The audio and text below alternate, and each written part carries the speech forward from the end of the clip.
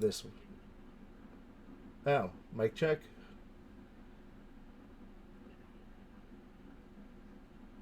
Why? That doesn't make any sense. I'm going to do something that's going to probably end horribly. Ready? Go.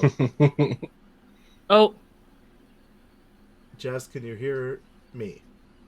I can hear you're really quiet, but I can hear you. I can hear me. That's real weird I that can I'm hear quiet. you. I can hear Jess. Everybody else good? I can hear patient. I I think you got it figured out then. Yeah, yeah. All right, well, we'll go I with can it hear then. everyone. Yes. Or I'm too loud and you have to turn me down. Weird.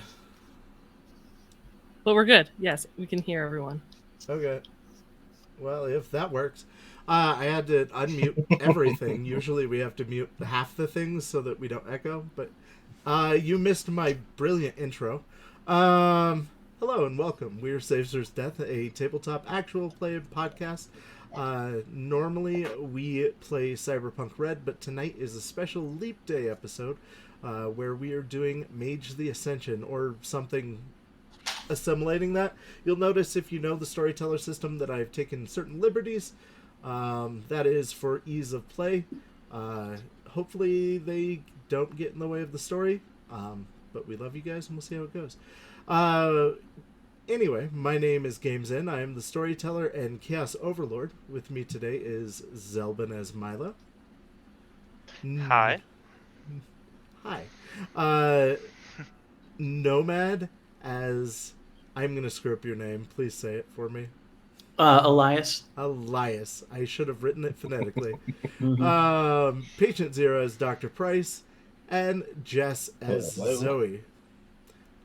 So I'm going to go ahead and hand it over to Zelbin to do a proper introduction of himself. Hi, I'm Zelbin. I'm playing Milo today.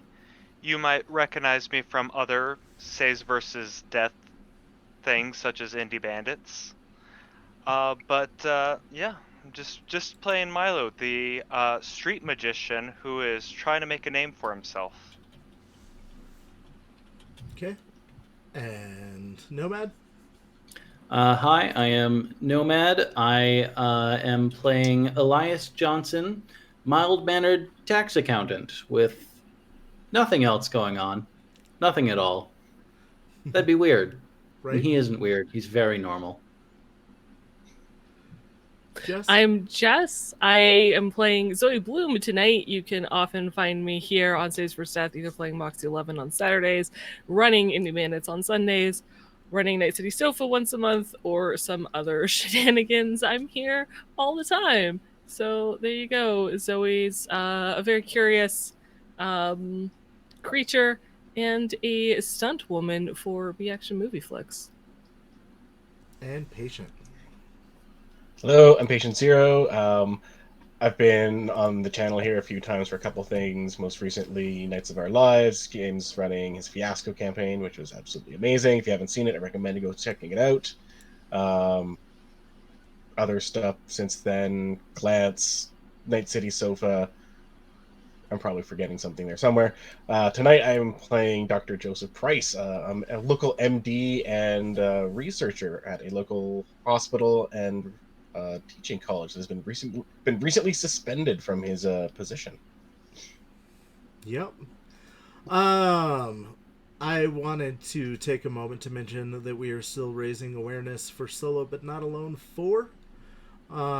It is a great charity.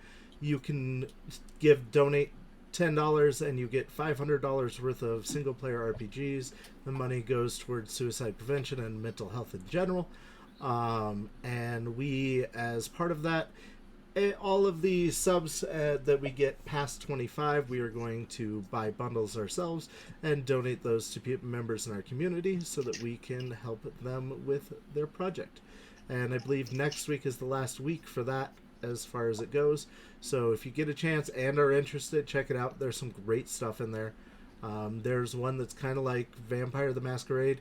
You play a good vampire trying to hunt down bad vampires. It's a journaling game. So that's pretty neat. Also, if you like what we do and would like to see us continue to get better, there are a lot of ways that you can help support us. And one of those is to follow us on Patreon. There's paid levels where you can get mugs and hats and things. I don't think you get hats, you get hoodies and things. But you could put your sticker on a hat and then you'd have a hat. But you also can join at the free level on the Patreon and get access to things like Jess's newsletter that she just wrote, or the blog that's normally done by Blank, but Jess did it this week, and it was awesome. So yeah, there's a lot of good things on there. You can always follow, like, and subscribe. If you don't have money, and Lord knows I understand, you can always just tell people about us and leave comments and let your neighbors know. Without further ado, I'm going to pass it over to Jess to say other things about important stuff. Just some things that are coming up on the channel soon-ish. Saturday, we should hopefully be back to a regularly scheduled Cyberpunk Red campaign, so long as Blank is feeling better. We hope he's doing well. I think he's slowly on the mend, but it's just taking a bit. If not, at least Games will be joining me, and we're going to go through random movies that chat throws at us and pick Cyberpunk Red roles for each of the main cast characters, because that's fun. Yeah. Sunday, Indie Bandits will return with the group back together and some decisions to make. Maybe they will look at housing options or maybe a scavenging mission. I don't know. We'll find out. Both of those start at 10 p.m. Eastern right here on the channel. And Night City Sofa will be back on March 7th to talk about the latest Cyberpunk Red DLC, Chasing the Rabbit, Roller Derby in the Time of the Red. If you have not picked it up, it's a badass DLC and you absolutely should.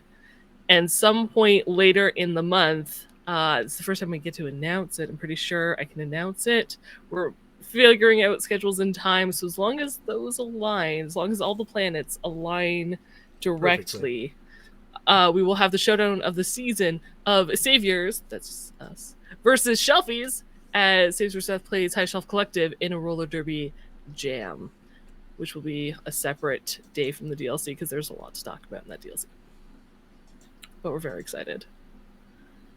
And that's all that's upcoming. Just as a reminder, Saves for Seth is a mature game channel. This game is no different. There may be moments of possible graphic content. Your mental well-being is very important to us. So if there is a line, like we've gone over tools for ourselves, but if there's something that makes you uncomfortable, please do take 5 minutes, walk away, grab a drink, take care of yourself, come back. It shouldn't last longer than that, and we'll just, you can enjoy the rest of the show. All right. And now that we've discussed all that, we begin our game tonight. The world of darkness is much like our world, but the dark corners are a little bit darker, and the bad things are a little bit worse. Fortunately, the world that our characters currently inhabit is exactly like our world. There are no bad things out there, except for when there are. Our characters have been invited by a old money celebutante named Rebecca White to a leap year party at a giant former hotel. It's been retired as a hotel, but it's more like an Airbnb these days, in the Colorado Rockies. Each of them have their own reason to be here, but we pick up as our characters are arriving at the location. So, Zelbin, your invitation that you had said that the party begins at sunset sharp. What time are you arriving? Well, I gotta prepare to entertain, so I'm gonna arrive before sunset. Sure, I figured. As you take the long and windy road up the mountain, it has been a warm year, so there's no snow on the ground, but all of the aspen trees are dead husks, and there is a large national forest surrounding this hotel. It is kind of off in the middle of nowhere. You would say you're probably an hour and a half from the closest town.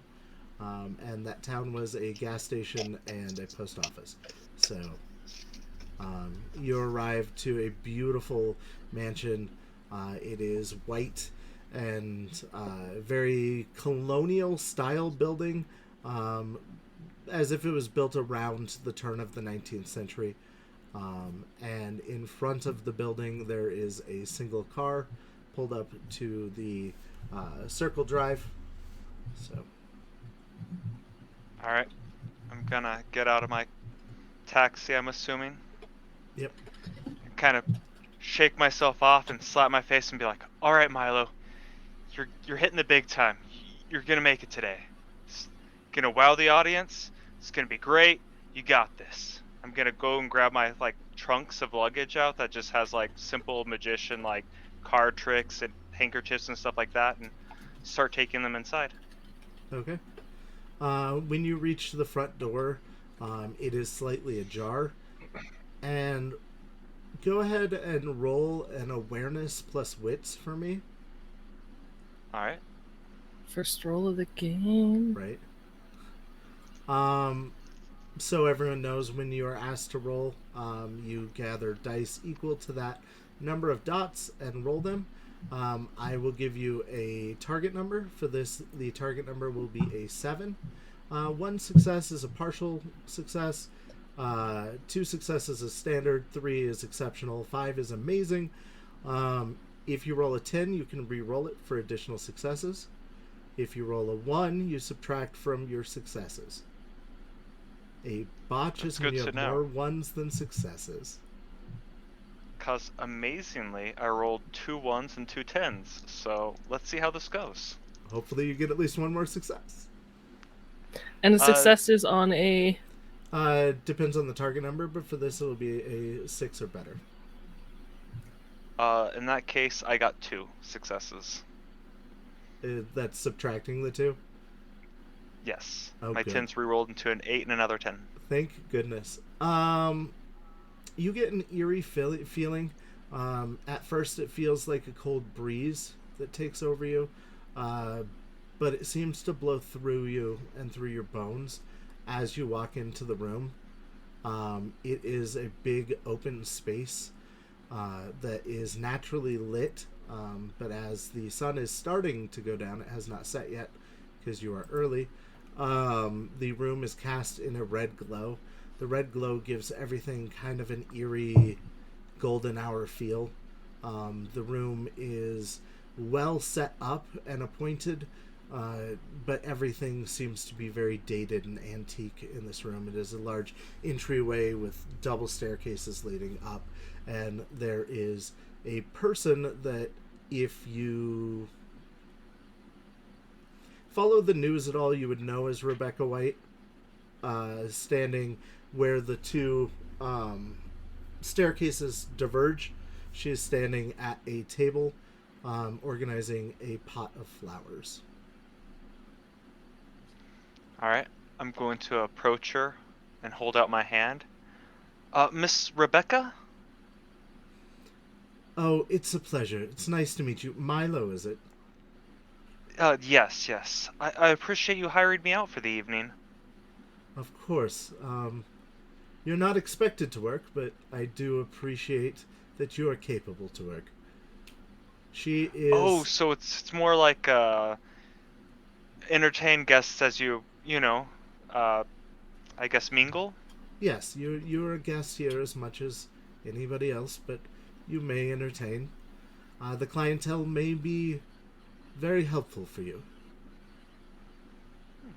I appreciate the job. She is a woman in her mid-40s. She's not old. She's not young. She's in her mid-40s. She has bleach blonde hair, but the black roots are showing.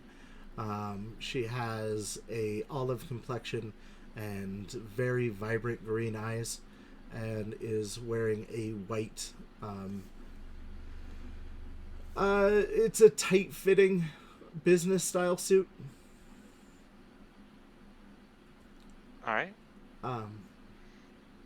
Feel free to set up where you'd like. There are rooms upstairs. The main party is going to be in the ballroom. All right, all right. I'll drop off some luggage in the upstairs room, and then I'll make my way to the ballroom. Beautiful. It's a pleasure. Thank you. I once again take her hand and shake it gently, and Okay. move to my room. Nomad. Mm-hmm. It is around this time that your character is arriving. You want to walk us through that? Okay. So Elias pulls up in his taxi. I would say as close to sundown as he can make it because he's very exact about timing. And he gets out and he turns and he pays the taxi person not very well. And as he turns, you see that he is wearing a very badly fitted gray suit. He has black hair that is fiercely receding and a bald spot, and a pair of glasses and a big briefcase, like a big 80s briefcase. And he straightens himself. He tries to straighten his tie. It doesn't go very well, but he makes his way up into the building. As you arrive, there is a soft music playing in the entryway. And once again, Rebecca is standing there in the entryway. She's no longer fuddling with the flowers, but she is awaiting guests. She has a drink in one hand. Elias, pleasure. Mrs. White, it's a pleasure to be here. I didn't think I would get an invitation. It's highly irregular work functions are not my specialty. Well, yes, I understand that, but it's a very exclusive list, and you're definitely somebody that I wanted to be here. That is perhaps not anything anyone has ever said to me. You are more than welcome, and you are a guest. Please enjoy yourself. There are rooms upstairs if you'd like to put your things away. The main party will be in the ballroom here in about 10 minutes. I will hold on to the briefcases if that is all right. Of course, whatever you're comfortable with. He clutches it like a pillow, like a safety blanket. Okay. She motions towards the hallway, leading towards the ballroom. I turn stiffly and walk that way. Okay.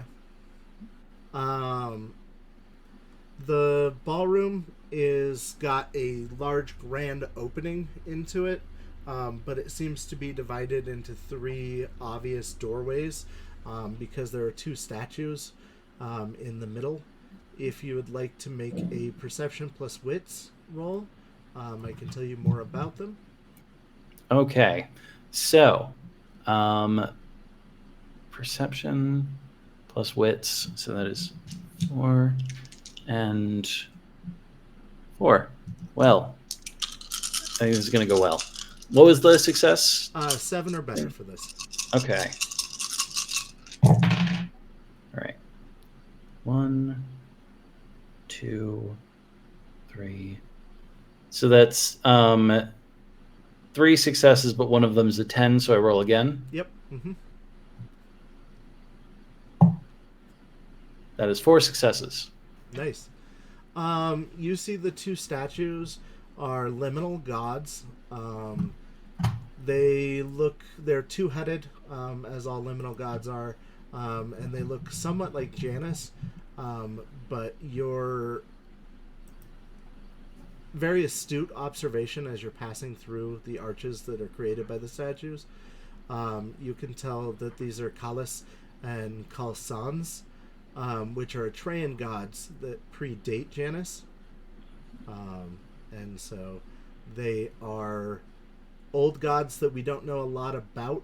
If you'd like to roll an occult, I can give you more on that, but you can tell the difference between them and Janus, who they are often confused as. So. Okay, so I'm rolling an occult. Yep, plus intelligence. Okay.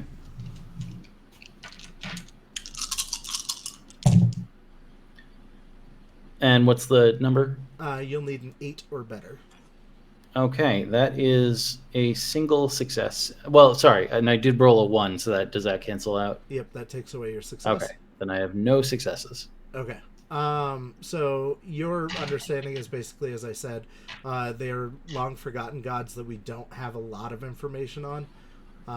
You do know some basic mythology stuff that Janus is a two-faced god of doorways and travel and passages. That's basically what you get. Jess, around this time you're arriving. I will say Zoe was probably going to show up late. Okay, then I will move Like, to patient. 5 minutes late. At least. Maybe 10. Patient, you are arriving. I was also going to have Joseph kind of show up a little bit late, but if he's showing up on time, that also kind of works as well. No, it's fine. How late were you planning on showing up? Maybe like 20 minutes after sundown, just something that was fashionably late. Okay, I'll go first, but she's definitely like 10 minutes before, 10 minutes past sundown. Okay, well then I will go back to the group, and then I will come back to you guys. So, Nomad, as you enter the ballroom, it is currently decorated in a like black box style, where everything is focused on a center podium, and on an old cherrywood table there sits a spirit board. As you're walking in, you also pass a chalice, a metal chalice, with a smoking cigar sitting in it and a glass of whiskey sitting next to it. The floor is that of a checkerboard, and when you enter the room, there is not really anything going on in here. The lighting is soft, but there is nothing of huge value and note to point out. I will say it is about this time that Zelbin, Milo probably comes back downstairs. Now that I'm downstairs, I'm dressed up in like one of those classic magician garbs, with like the black suit, white undershirt, top hat, white gloves. And I'll come in and I'll throw down some like little smoke bombs, so it makes like a little flash of smoke, and I go, "The majestic Milo has arrived." And then I've taken that there's only one person in here. Oh. I'm sorry. Sorry about that, sir. It's all right. It's just my asthma. Was there Kind of black pepper smoke in those smoke pellets? I assure you, it's the most minute amount. I have a sensitivity. Who does your taxes? I'll be sure not to use those around you. H&R, I believe. His eyes narrow, but he says nothing. I'll kind of look around, like give a little shiver. Zelbin, did you want to do the occult check on your way through the gateway, or the perception check? I assumed Milo wasn't paying enough attention. Yeah, with the like no points into occult, I'm assuming he just kind of walked past, not thinking anything of it. It was nice decor. Sure. You guys can go ahead and continue the scene. Know that as this is occurring, a few other people are starting to show up, and they are all dressed nicely. I will describe them as they kind of come into the scene. So, how is the magic industry of late? Oh, it's well, it's a little tricky. Thank you for the hydrate. Is that It some? seems oversaturated. I'm sorry. Was that a pun? I try to be a little punny. Tricky. I have been told I have a remarkable sense of humor. I can see it. It shines brilliantly through you. I am quite adept at picking out puns. and I do so with aplomb. For instance, that one there. A man and woman enter the room. He you would recognize as a B-level movie actor. He has got a very defined jaw, and didn't seem to get the note because literally everybody else so far has been dressed nicely. He is wearing board shorts and a tight-fitting t-shirt. He is bald, Caucasian, and about 6 foot, and well built. With him, a female that is slender. She is 5'6", probably. Mousy brown hair, and she's got round glasses on, but a nice black evening dress.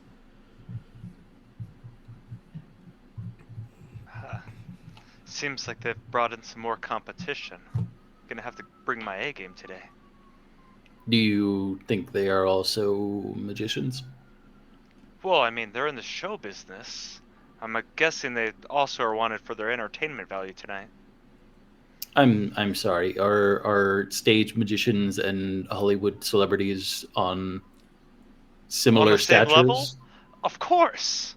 I Have you- apologize. I Have did you not not know. heard of the Magicians Alliance? Perhaps in passing, are they a government Oh, association? I'm gonna pull out a card and hand it to him. I'd like to. I reach for it and fumble, and it falls to the floor. I'm terribly sorry. Oh, it's fine. It's fine. I'll pull out another one. He eyes it and very carefully takes it. I will be sure to look at this thing later. Well, we do boast that we are the finest magicians this side of the coast. Quite so. Although I'm not on the coast anymore. Gonna look out towards the window. Or is there any windows in this room? The far wall, there are windows overlooking a cliff face, where you can see down into a wooded valley. Alright. I am Little ways from home. I am sure the Midwestern Magicians Association is not to be trifled with. Oh, definitely not. There's quite a few shining stars in there. You hear Absolutely. a glass being clinged as Rebecca walks into the room, still in her white suit, a glass of champagne in her hand. She is followed by a few servers that all have drinks on trays that are passing out drinks. You notice now that a few other couples, you would imagine about 8 other people have arrived. And, you know, she's just giving out drinks and things. If I can have your attention. Tonight is a leap year. Something that only happens once every 4 years. We invented it as a way to stay ahead of the sun. But we shall use it tonight as a reason to celebrate. And for that, we will celebrate being between things, as we are between 4-year cycles. I have a spirit board, and I've invited a famous medium to use it. The spirit board was lent to me by the Foundation for Ed and Lorraine. They were kind enough to let me borrow it. But everyone feel free if you want a tarot reading or palmistry. We have many professionals that are able to do these things. But tonight we should enjoy each other's company. Salute. She raises her glass. Jess, I raise my briefcase. around the time that she is finishing the speech is when you're arriving. Okay. As Zoe enters, I think the door just like there's a sudden gust of wind that kind of like slams the door behind her as she was trying to quietly enter, and she's kind of like, shit. Pauses for a moment, walks in gracefully, waves, makes her way through the archway, trying not to draw too much attention other than the door that just hit. She's about 5'9" with like 2-inch heels on. Her auburn hair is pulled up into a bun and tied loosely. The back, she's wearing simple but elegant jewelry, a couple necklaces, bracelets, and she's wearing a dark blue bodice that flows into a gown with various like white flower patterns up one side of it. She also has spectacles on, black rimmed, thick, circular. And yeah, she's just gonna try to quietly make her way into this room Okay. and take a glass of champagne. Yeah, a server hands you one. Please enjoy. Mm-hmm.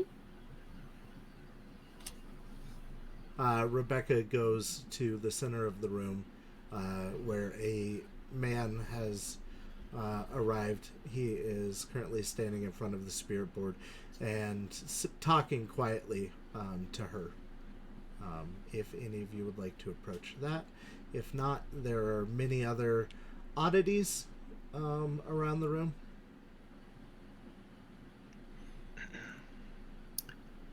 Excuse me, I am Elias Johnson, tax attorney. Please do make your acquaintance. This is a famous magician. Oh, kind of wave yes. my hand.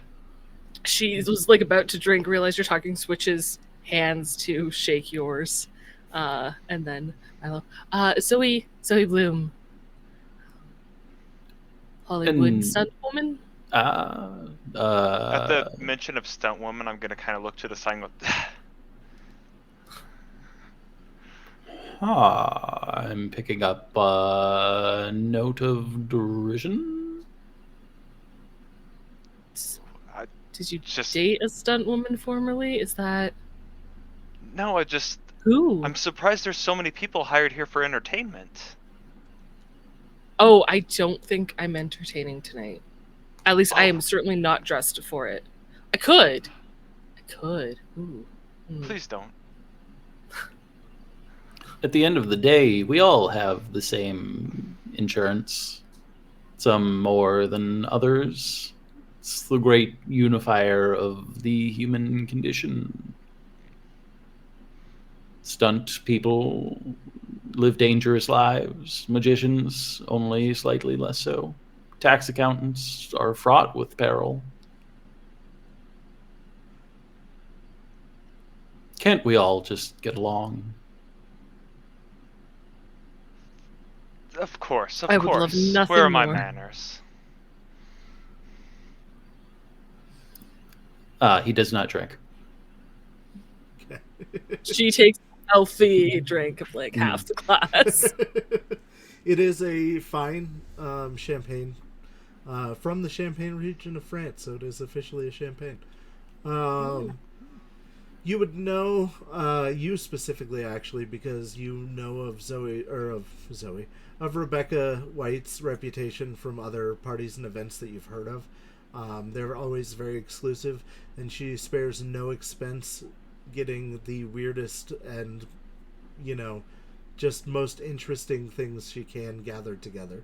So, what is like the closest? You said there's oddities about the room. What is the closest oddity here where we're doing? Closest to you would be a fortune teller who has a group of cards sitting in front of her. It is a woman that is dressed in the very stereotypical fortune teller's garb. This is who you would expect to see at any mall palmistry shop. Let's put your peril theory to the test. And Zoe will approach this woman. May I have a reading for tonight? Greetings, of course you may have a reading. She starts shuffling the cards. And what do you want to know of the future? How perilous will tonight be for me? A simple 3-card reading should give you what you need. She shuffles again, passes you the deck. If you can cut it and then return it to me, please. Zoe takes a moment and kind of makes a show of how she's going to cut this deck. And instead of cutting it just like in half, like most people would, she actually cuts it in like thirds and then restacks it. Okay. Also, the fortune teller is being very over the top. I'm not going to roll an acting check because she's doing terribly at it. You push the cards back towards her. I am feeling the future now. Your cards, and she goes, the past, and places the first card, and it is the wheel. Your present, it is the death card inverted, and your future. It is the 7 of swords upside down, or also inverted. From this, I am seeing that the world has not always been easy for you. But in this moment, you are about to go through a great change. And you yourself will be an agent of betrayal. There will be peril tonight, but you will be up for it. That sounds very accurate. Mm-hmm. She's good. That was accurate? Are Normally, you cold readings are a bit more basic. are you in serious suspicion of peril tonight? Do you perhaps know something we do not? Because I am not comfortable in the face of danger. I mean, as per my job, I'm always ready for danger and adventure and excitement. Like I was Adrenaline junkie. earlier when I said stunt women, when I said the tax accountants live perilous lives. That was in fact a joke, a humorous exaggeration. I am actually quite timid.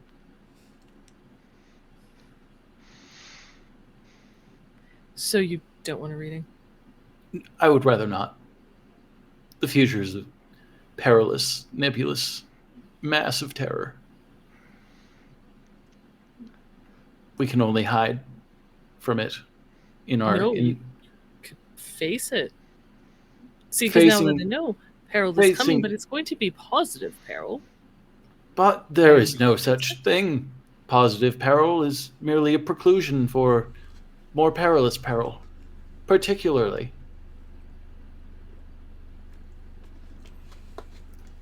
As they're having this conversation, I'm going to turn to the fortune teller and be like, all right, I'll amuse myself. What's my fates? She begins to shuffle the cards. As she's doing so, this is when Dr. Price arrives. I will say Zoe's gone into this conversation now about the perils of like paper and paper cuts, and is he not afraid of like stationary implements? I got a cardboard paper cut at work today. Those hurt awful. so bad. Sorry, that was off topic.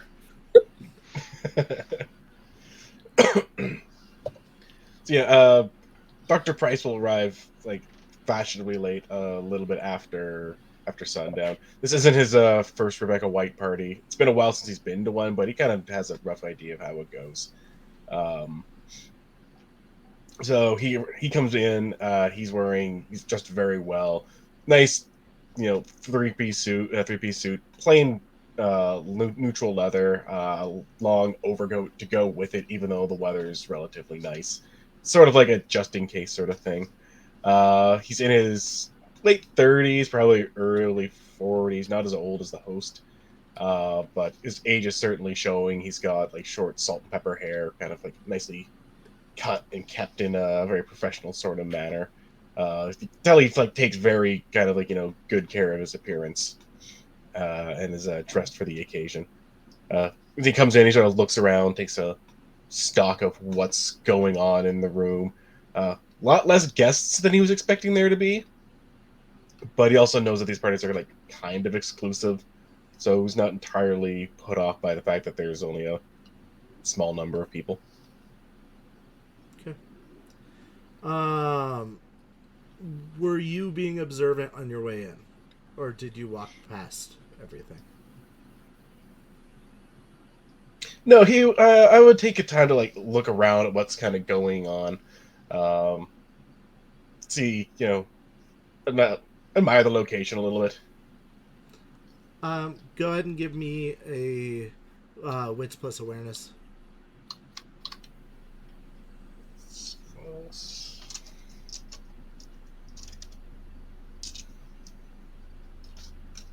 Awareness.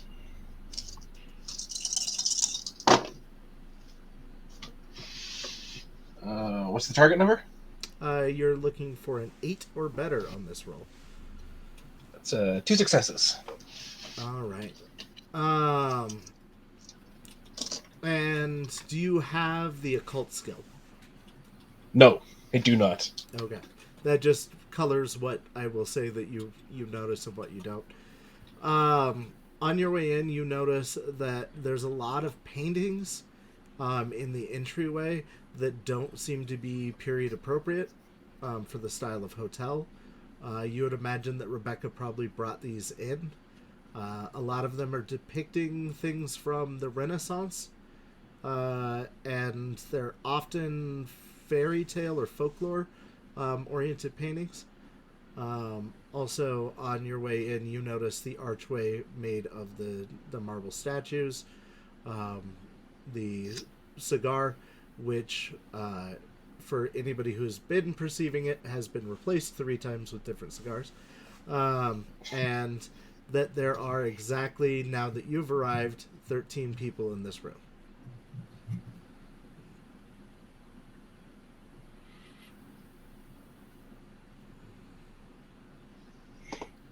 Okie dokie. Rather than go and check out any of the oddities, Dr. Price is going to go and meet up with Rebecca first and make his introduction. Let her know he's there. Okay. Ah, Dr. Price. It's a pleasure. Rebecca, it's so nice to see you. It's a pleasure as always to be at one of your soirees. Of course. It's kind of go in for that, light kiss, cheek kiss is a very sort of like informal greeting. All right. She accepts the cheek kiss and extends her hand. Takes her hand and kisses the top of it as well. Okay. Do you know him? She points to the gentleman beside you. You two simply must meet each other. Look over to see who she's talking about. This is Mr. Anthony Price, not related to you, of course, but the last known descendant of Edward Casey.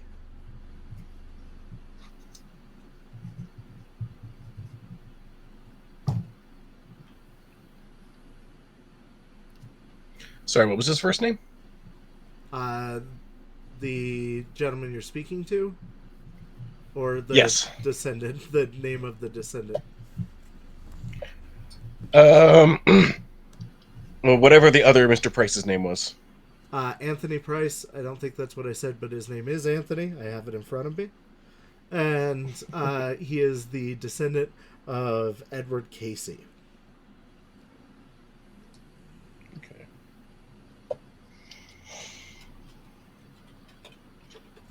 All right, I'll turn to the man standing beside me, offer him my hand. Pleasure to meet you, sir. Dr. Vincent, Dr. Joseph Price. The pleasure is mine. A fellow Price, I see. Yes. What are the odds? I think pretty good, depending. 2 and 13 by the looks of it. Yeah. You're a doctor. What type, exactly? General practitioner as well as researcher. Fair enough. Well, it's good to meet you. I could always use a general practitioner. Oh, of course. Kind of pat around for a card and realize I didn't bring any with me. So I should be sure to give you my details before the end of the party, once we have a chance to take in the night's festivities. Of course, of course. He goes back to studying the spirit board. You know, my father would have said this was witchcraft.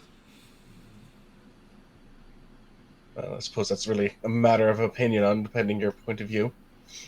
I don't really believe in much of this stuff myself. Pick up a glass off of wherever they're being served from. He was a prophet and a seer and a faith healer, but he was a man of God.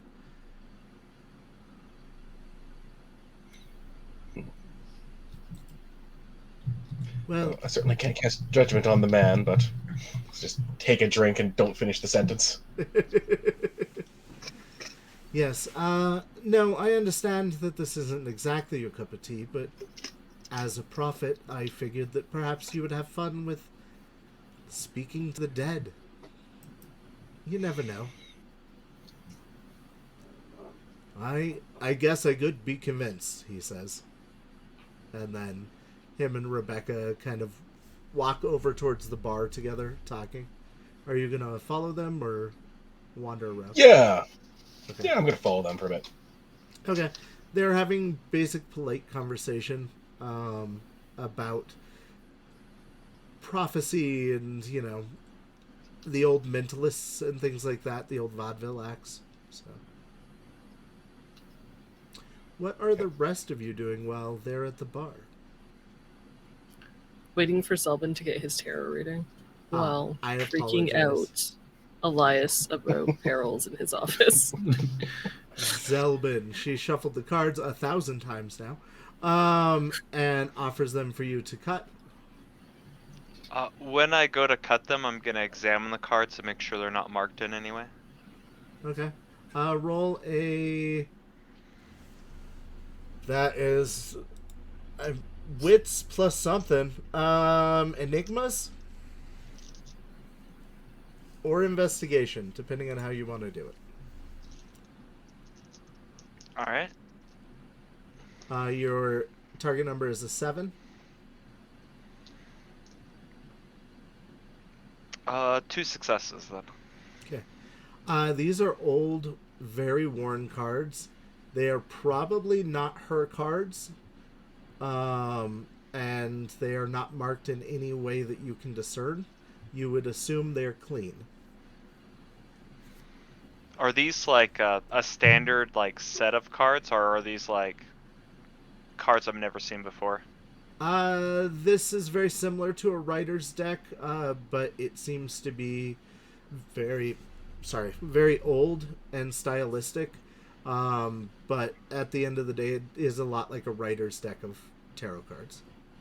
Okay, so it's not too unusual, just a deck that's old. Yeah. Mm-hmm. Alright. Then I'll cut the deck and hand it back to her. Okay. She deals out the first card, and you get the sun, right side up. The second card, you get death inverted. And the third card, you get the wheel. I see that you like to believe that you are the center of your own stories. You are the star and the passenger. Though also I see change in your future as well.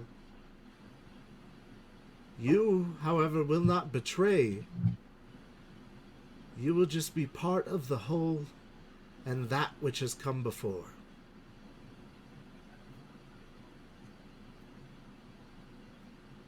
Yeah, I'm not getting anything from that. Besides, I'm giving back to the world with all my acts and stunts, and I feel like I'm just really entertaining more than anything else. Sure. That is your future, she says, very dramatically, wafting her hand into the... I'll clap for her. Thank you. She, nudges a tip jar that's off to the side. Oh. Shoot. I knew this was going to happen. I'm going to fish around in my pockets, pull out the 5 that I had in there, and be like, put it in there.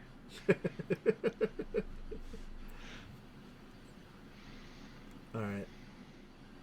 How is the conversation going between you two? I have to go home and file all the sharp ends of my paper clips now. Take off the bitey end of the tape. Sand down my rulers. There are many things I have to do now. You've opened my eyes to the perilous nature of my work. Thank you. I've learned so much. I'm glad I could be of assistance. You're very welcome. Safety is important. He now stands as if like everything in the room will bite him. Like clutching the briefcase as tight as he can.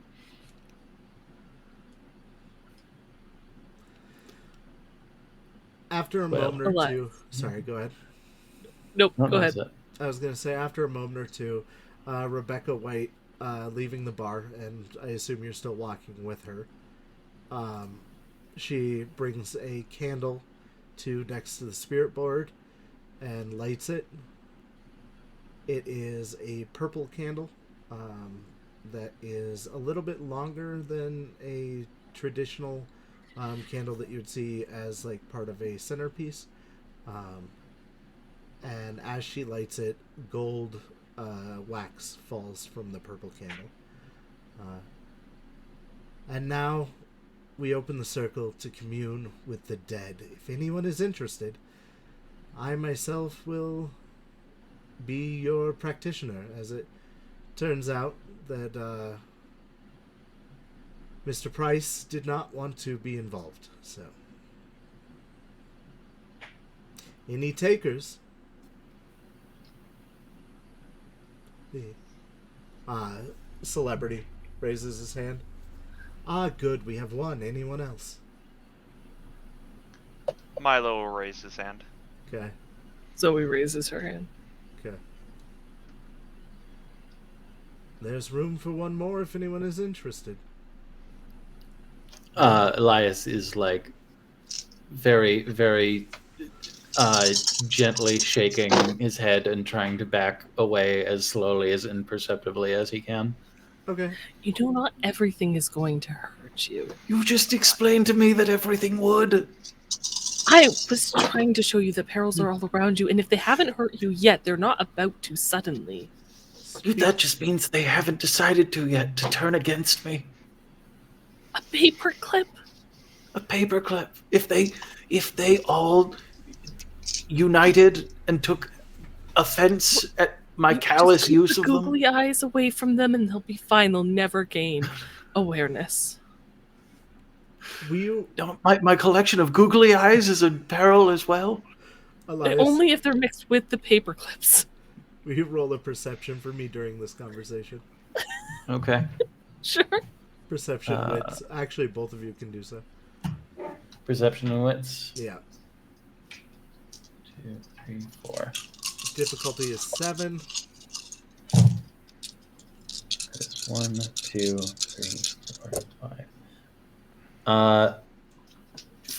5 successes. That's an exceptional success. It's very perceptive. Right? 3.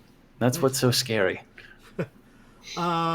You notice that around the time that she lit the candle and while you're having this conversation, the waiters have all left the room. And the guests are the only ones in the room now. The lighting is all dimmed slightly, and the candlelight seems to be more intense. If nobody else has joined in with the circle at this point, Dr. Price will take the last spot. Okay.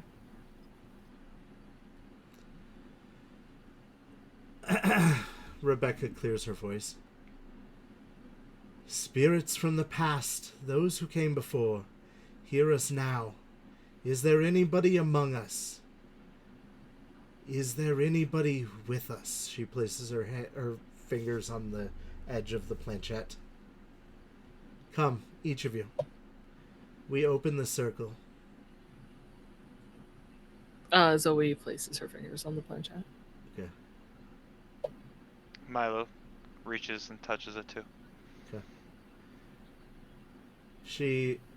You can tell it's her pushing it, moves it to the hello point on the board.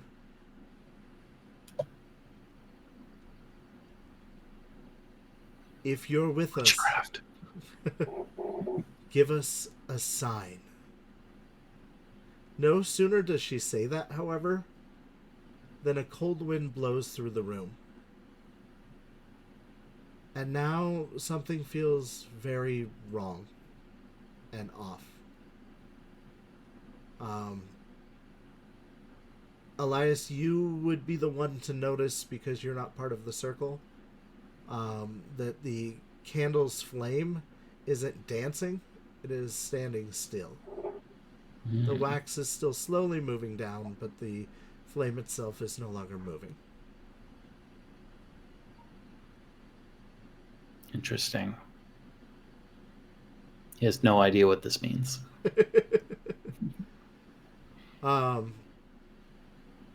She spins the planchette around on the board.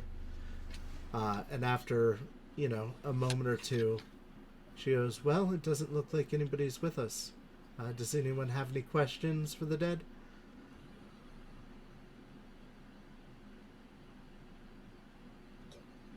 Dr. Price? Just takes a long drink and lets the question pass by him. It's a loaded question for Dr. Price at the moment. Ask them how many have been killed by paper clips. How many have been killed by paper clips? As you see that, the planchette starts dancing around the board. And it doesn't feel like she is pulling it now. It feels like maybe as a group subconsciously you're moving it, but it doesn't feel like one person is directing it. It moves to the letter H, the letter A, the letter 100. L. It moves away and then back to the letter A, and then to the letter O, and then to the letter W. Hello? Yeah. Allow? It does not spell a word in English. I'm letting you know now. Backwards Okay. is Woola. Woola!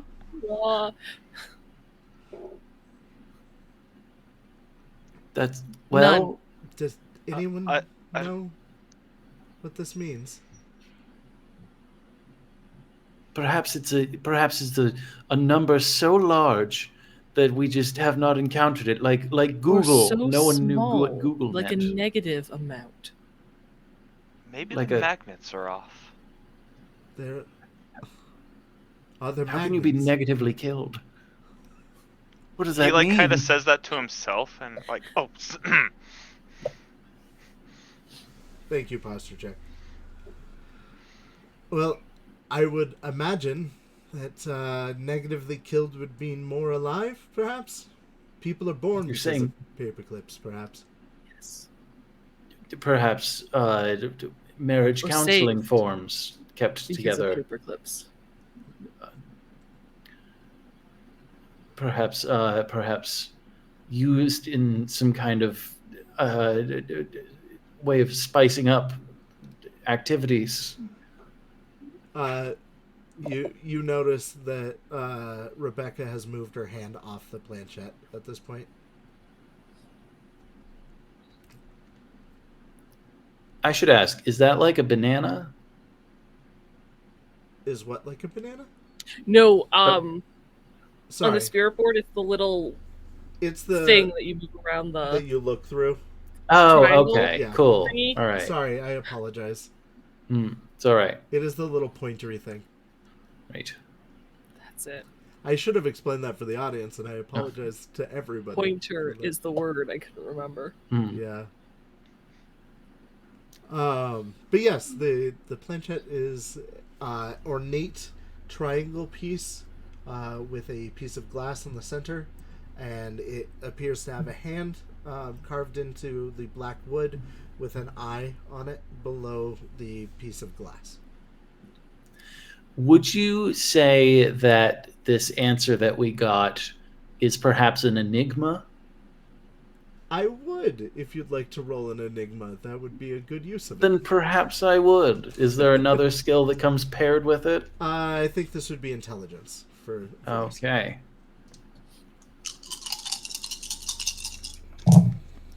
What's the difficulty? It's an 8. Okay. 1. That is no successes at all. Okay. This enigma escapes him. What you get from this is that it is a puzzle, but you don't have enough of the pieces.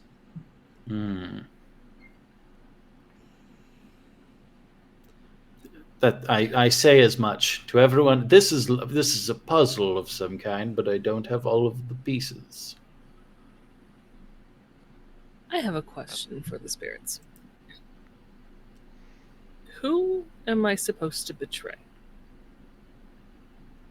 The planchette begins to move again. This time very decidedly. Before it was kind of bouncing around the board before it settled on letters.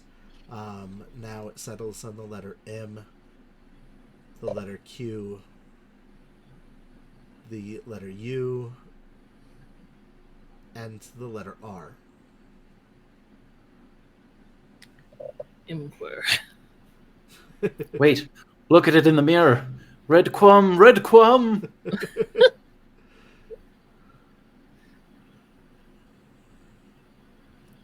But it was very decided in the letters it went to. It darted directly to those letters. Okay. Cool. Question: does everyone here have, or at least, I know my name starts with an M. Is there other people's here's that names start with that letter? The celebrity Or the guy's letters like, that were chosen? are you asking if my name starts with an M? Or any of the associated other 3? My name is Quinn Valentine. How hurt does he look at not being recognized? He looks very hurt by this. By the way, when you asked the question, the planchette, if you're still touching it, moved to the word to the letter yes, or the yes response. I would still be touching it. That's unsettling. I'm going to scoot further away from Zoe. Okay. I'd like to join the circle and put my hand on the planchette because Elias is now invested in the puzzle. Okay. He goes. He's very noticeably shocked and impressed. All right. Spirits of the dead. Is the puzzle some kind of anagram? The planchette moves to no. All right. Does the puzzle is it a replacement cipher? It moves to yes, and then to no, and then to yes. Fuck. I must admit I was not expecting that answer. 3 answers in 1. Where's I'll nod my Rebecca head. White as Elias's? That's a great question. She is now, as people are starting to crowd around it, as, this is going on, she has stepped away from it. She's a few steps back from it. She is back silhouetted by the large windows overlooking the cliff. She just seems to be observing. Does it look like she's slowly backing away? Perceptively, yeah. She seems to be moving away from the spirit board. Miss White, I thought you'd be far more interested in what's going on. Oh, I am, but I needed a refresher on my drinky poo. Is she anywhere close to the bar? She is no closer now to the bar than she was at the spirit board, but she is Okay. in the direction. Like, you could get to the Then bar shouldn't from you there. have moved that way? Where are actually a server? Did you lift your Where hand from are the your planchette servers? when you? No, she still has one hand on the planchette. She will be the last one, come hell or high water, to remove her hand from this piece. Good to know. Sorry. What was the what were the letters that we've had so far? HAL, and then there was a space, AOW. And then when I asked about betrayal, it was MQUR. All right. Perhaps if the first letter is a replacement cipher, and the second is not, and the third one is, I think we're on to something. I think it means it's part of it is a replacement cipher, but it's not fully just a replacement cipher. But why would it say yes again?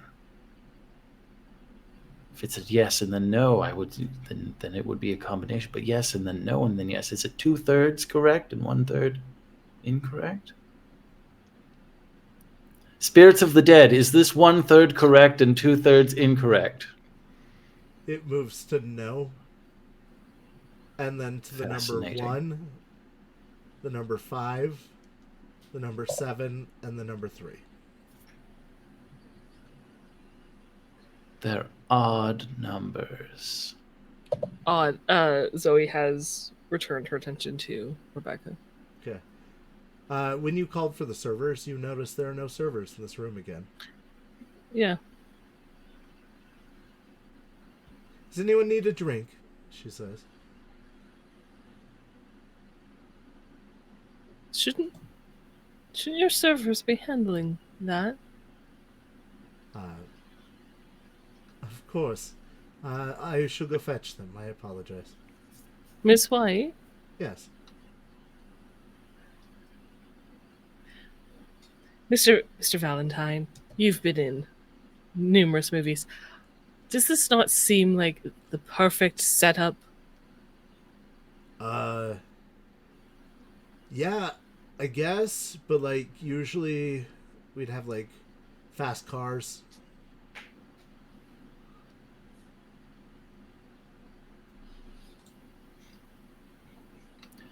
Spirits of the Dead? Did you put all these numbers because you, in fact, are odd? It moves to yes. We are growing closer to the mystery of what lies beyond the veil. It moves off the word yes and back to the word yes.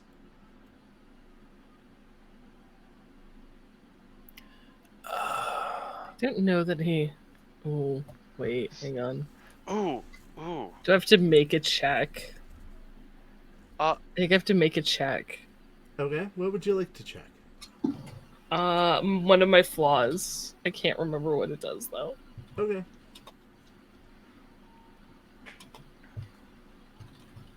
Because I didn't write it down on my sheet. I suppose I could look at your flaws. Are you talking about the first It's... probably? one? You want to go ahead and roll a Yep. willpower for me?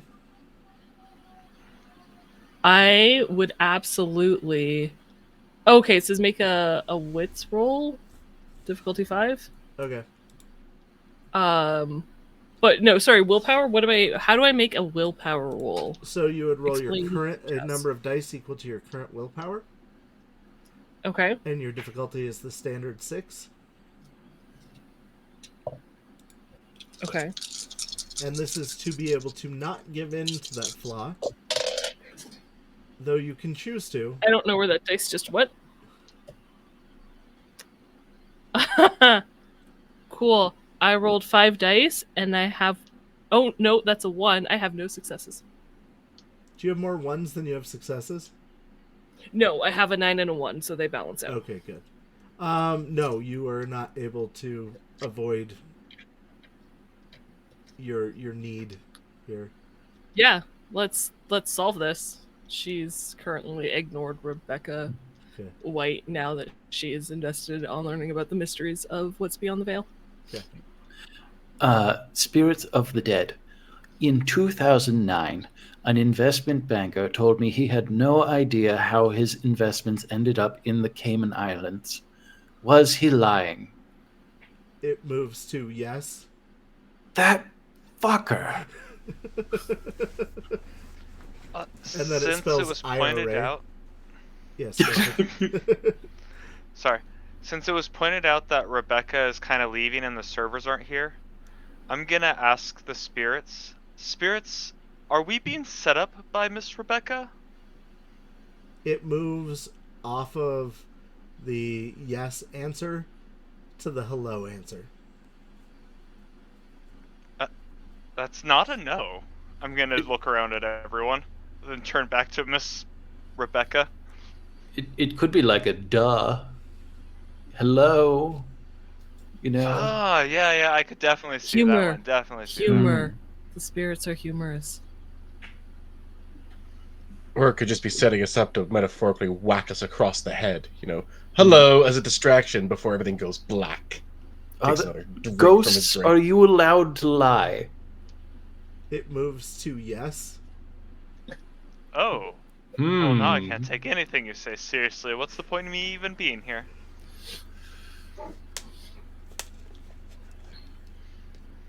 Ghosts, were you lying about that investment banker? No. Can Zoe try to push it to yes, just for like a fraction of a second? Yeah, give me a strength plus athletics check. Oh shit. Okay.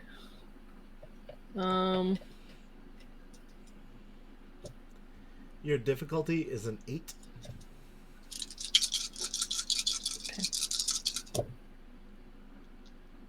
So if I get an 8, that counts. Yeah. Mm-hmm. 2. Okay. It takes a lot of effort on your part, but you can change its path temporarily. But you would have to sustain like pushing to keep it to put it on a different path. Okay. She doesn't want to continue. She just kind of wants to either hesitate it or just make it kind of fake to yes before going to no. It's a lot, but it does kind of startle her. Like her fingers go white in the attempt to push it. It's a lot like trying to push open a heavy door with just your fingers. You can do it. Took effort. Mm-hmm. More than it should have. Way more than it should have, yeah. Spirits, do pets have a heaven? It moves to yes. Why would you ask that? It good. absolutely. Oh. I was even if they just lie, obviously. It spells, Thank you, spirits. It spells out all dogs. Gerbils? Wait, in actual when he says all dogs, I'm gonna A-L-L. sadly pull off my hat, reach into it, and pull out a bunny rabbit and pet it. Okay. As you So let at this go point, of I'm the letting my planchette, hand off my piece. the room goes silent and dark. Oh. See? I told you all. It's okay, Thumbs. It's like okay. we all. When you say dark, do you mean the candles whiff out? The candle is the only thing still lit. There is no additional lighting in this room. And it is I retract my starting previous to get statement. cold. And that's for everyone. We can Yes. all. Can we still see everybody? As you look around, you notice a purple fog on the outskirts just beyond where everyone is. But you can still see everyone. They seem to be... It's like looking at the old-fashioned 3D images. Like a red and a blue overlay of everyone, Like there's a double of them that is just slightly off. This lasts for only a moment or two, and then they realign to just being them, but you're all still in the dark room. The candlelit room.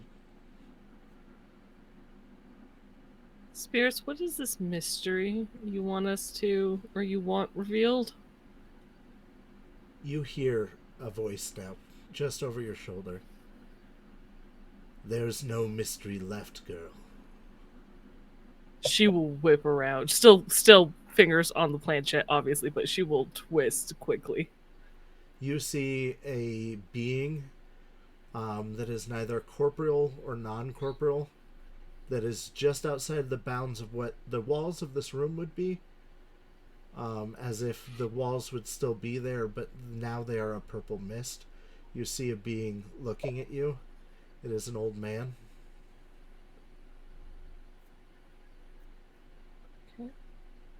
An old man. And when he whispered, did it sound like his voice was right next to me, despite Yes. being like across the room? It was Cool. like a theater person projects their voice. It is much like that, yeah. Oh, that's new. Spirits, will this purple smoke affect my asthma? It shouldn't, the voice says. Huh. Oh, well, Have you been the spirits the entire time? You hear another voice, a young girl. We're spirits? And you look on the other side of the room, near where the windows would be. There is a young girl in a Victorian-style dress that is standing there clutching a stuffed rabbit.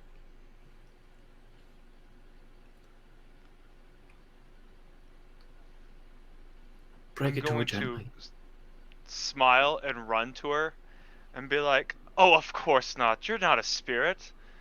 Do you want to pet my bunny?" She nods yes. Do you hold the I'll bunny hold out? out thumps. Okay.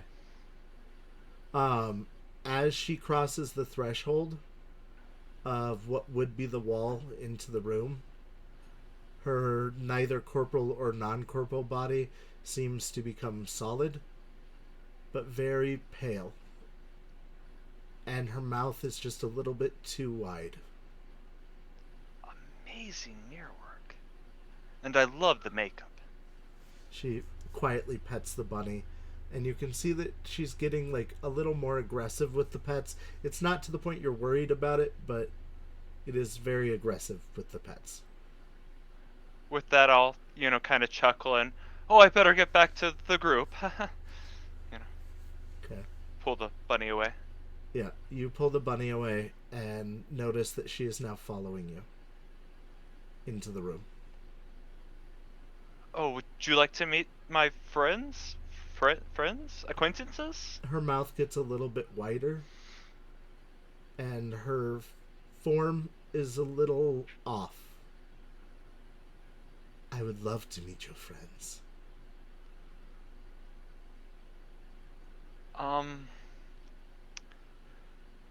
You're getting a little bit on the scary side. She shrinks back down, normal features, the little girl again. Oh, I'm sorry. Whenever she does that right in front of me, I'm gonna visibly, jerk. Okay. Oh, it's no problem at all. Yeah, just be cool. And I'm gonna very obviously disturbed start walking back to the group, trying not to pay attention that she's probably still following me. Alright. You are now back with the group. What's everyone else doing? You guys good? I'd love to say that Zoe is looking for cameras or projectors or something, despite the fact that it's pitch black. That's what she's doing. She's trying to figure out what special effects are making this all happen. You can roll a perception if you'd like to. Oh. Would I? Anyone with a cult can make a cult plus awareness or a cult plus perception rolls. Am I making? Am I doing anything with perception, not with occult? Yeah, you're making a regular awareness notice check. So, Awareness. it is awareness plus perception. What's the difficulty for occult? For a cult, you're just looking for a 6. Okay. For your perception roll, you need a 7. No, it doesn't matter. I rolled like 2 3s and a 2, or 2 2s and a 3. I see shit. Okay. I see black. I see a lot of blackness and purple fog. I will tell you that you do notice when Milo returns to the group that you don't really see much past him anymore. Like before, you could see the outskirts of the room as purple mist. Yeah. Now it seems to be tighter behind him. Yeah. Are all the guests still there? Everyone is still shoulder to shoulder around the board.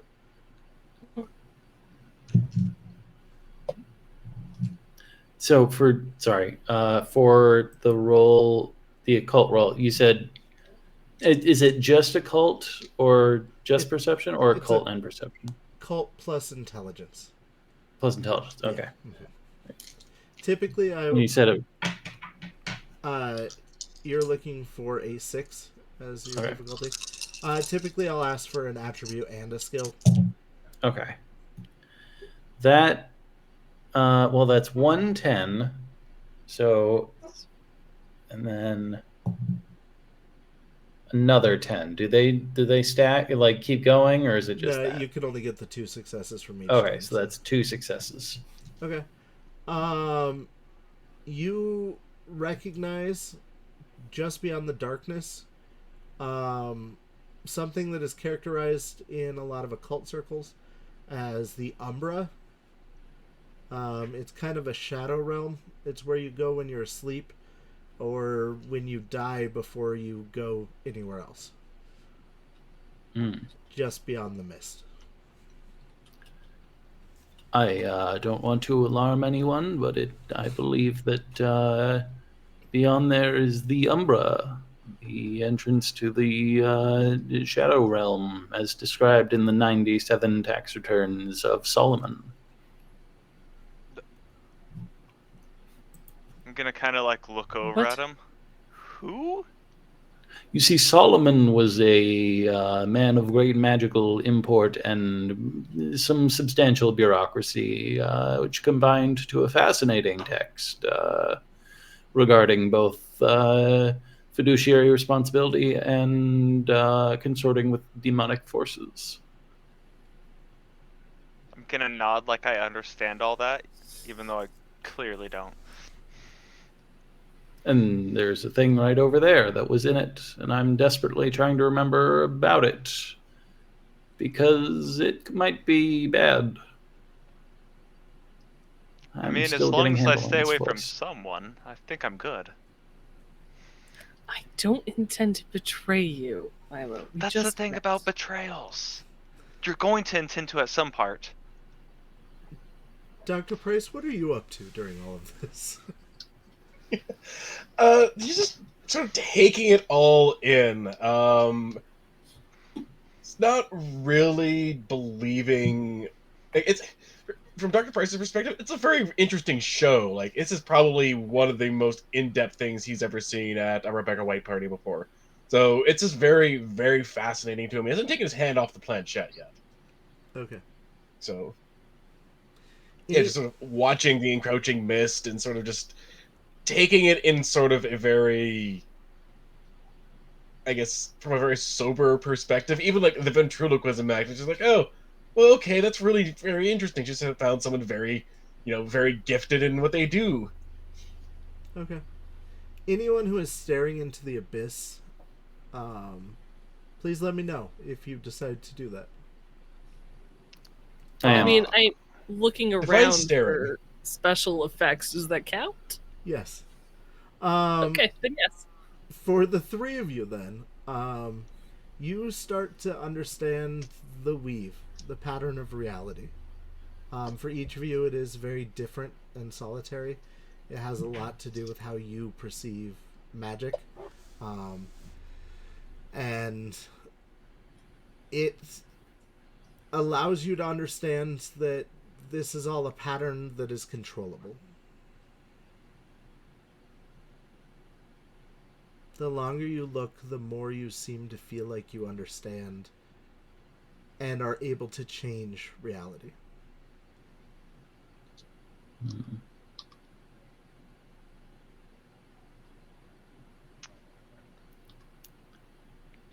You know, I think I'm feeling unwell. I'm gonna go back to my room.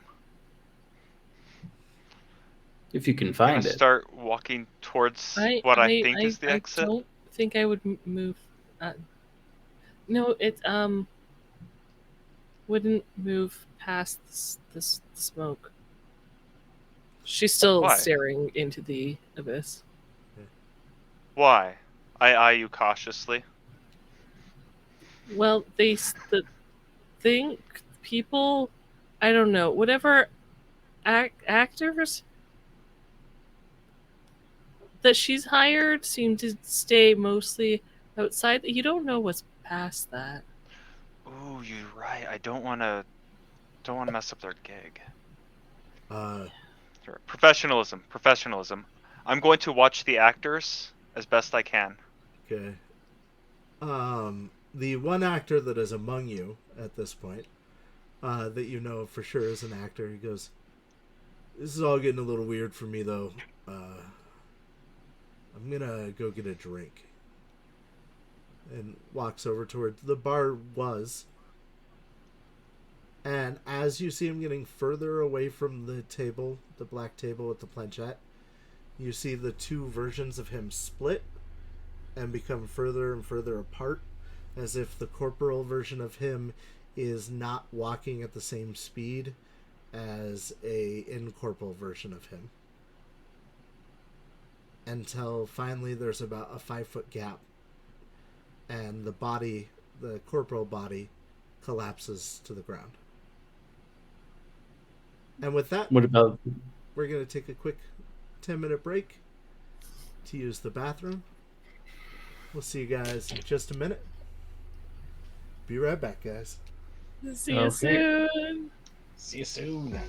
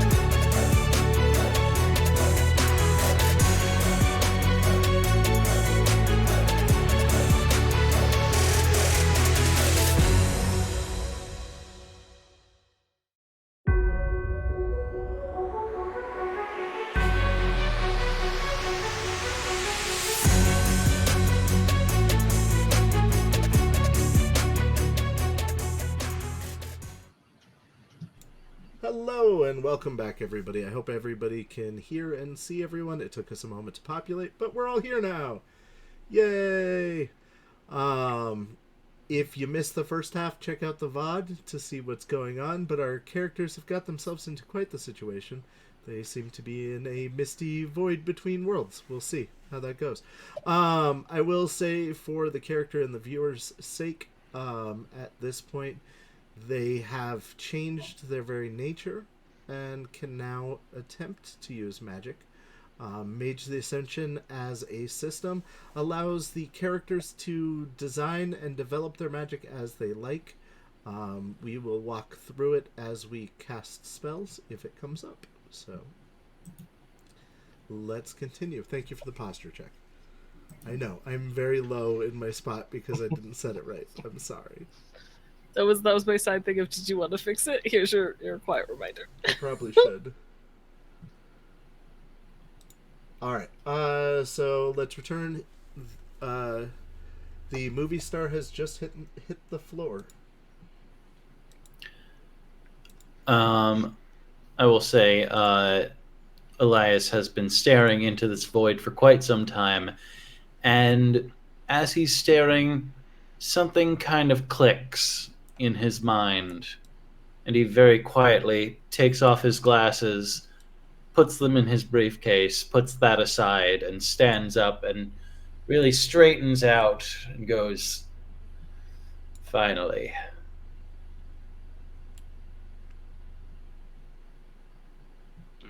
You were waiting for him to die?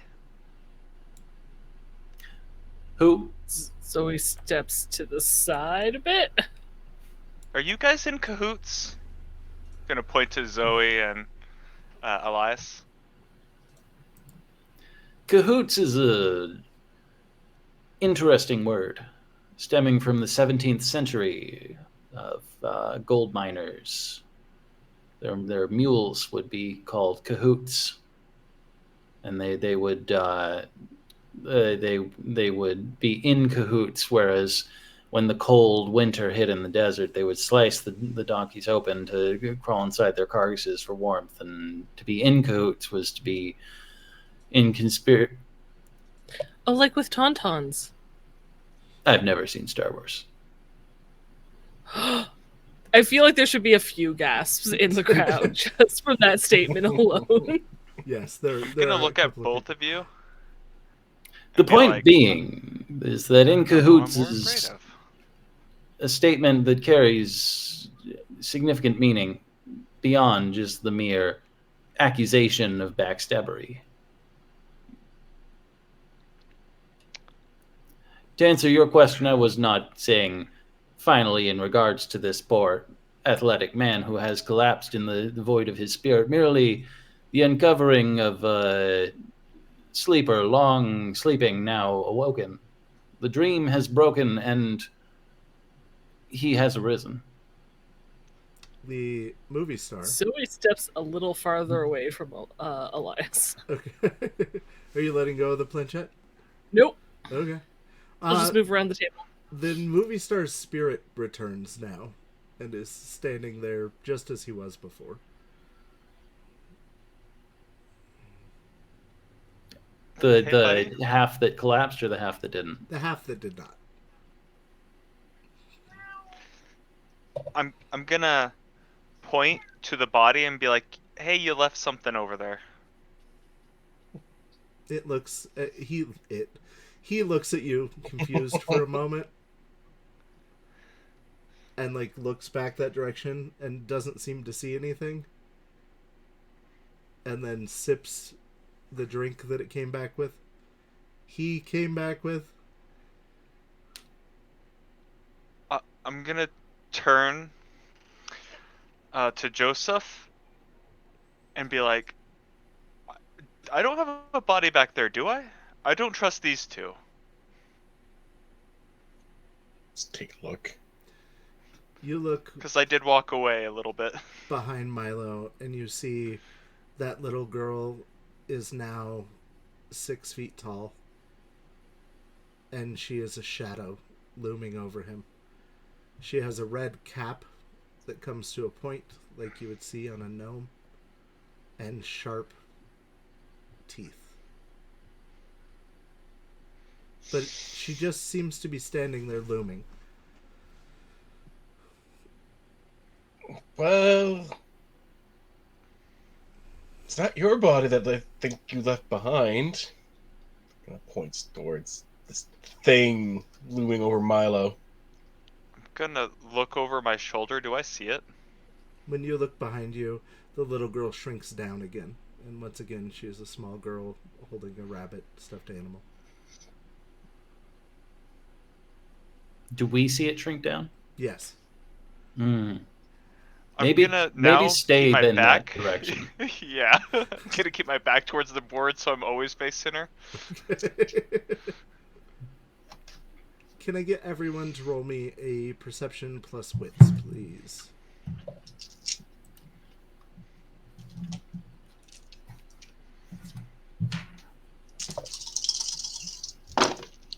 6 is the... 6 or better, yes. If I don't give you a target number, assume a target number of 6. Cool. Ooh. Or, 4. Okay, 4. nice. Just the 2. Okay. 0. Okay. Dr. Price, you are too busy looking at the girl to really notice much of anything. But the darkness does seem to be real dark and cold. Milo, you're still looking at the girl, but you see an after image of what she was when you didn't see her. As a shadow. That doesn't seem... It seems to be like seeing through an illusion.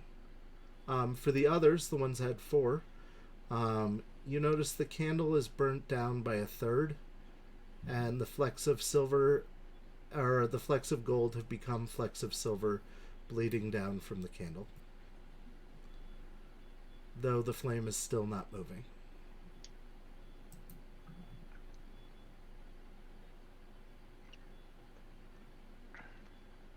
I feel like we should leave. Why? You live Though here I'm not now. sure how. Oh. No, sweetie. I don't live here. I think the candle's a timer. Yeah, I'm kind of getting Spirits, that is vibe the candle too. a timer? It is the thing holding the curtain. The old man's voice says again. What happens when the curtain's removed? Should the curtain be removed, then we will come back as strong as ever before. Were you strong before? Your myths and religions and folklore tell of us. And They tell of lots of things. and all of those things true. What are you? The little girl says to you, "I'm just a little girl?"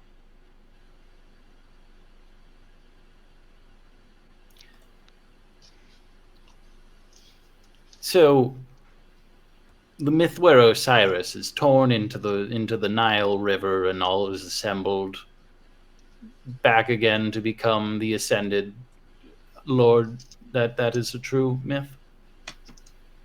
All stories are true depending on who tells them, yes. And the one where Horus pleasures himself into a salad and feeds it to his uncle Set, that is a true myth? Ah, that myth is told over and over throughout the eons. It has a lot of power. Fascinating.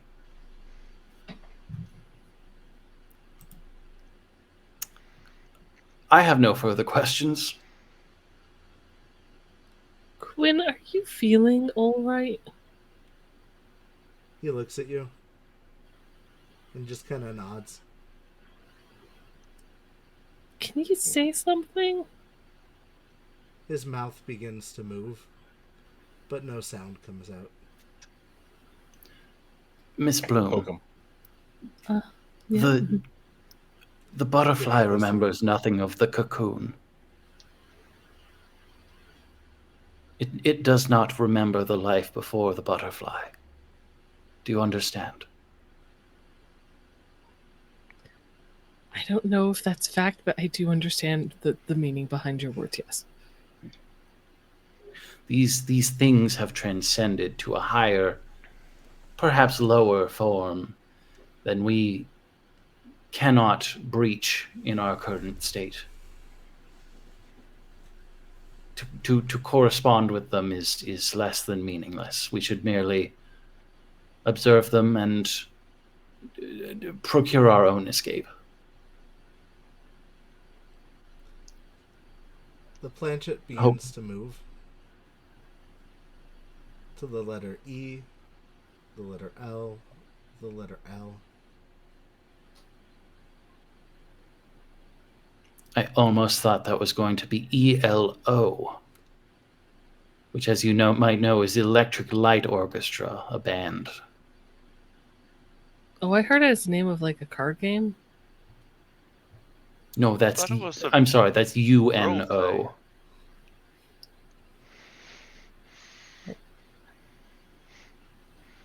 By the way, now that we're here, if Zoe looks at the board, has the board changed at all?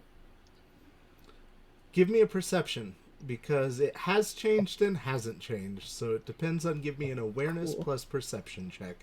Difficulty 8. I'm horrible at this. I get 3 whole dice. Nice. Yeah. So in the storyteller system, you can I love this. Difficulty 8. I got an 8, but I also got a 1. So again, it's a 0. In the storyteller system, you can attempt something even if with penalties and things, it would reduce your dice pool to 0. You can still attempt it with 1 die, so you're aware. Cool. That's good to know. It's still a 0 total. You look at the board, and it doesn't seem to change in any meaningful way. But the feel of it is different. Like, the weight of it underneath you feels different. But it doesn't look any different.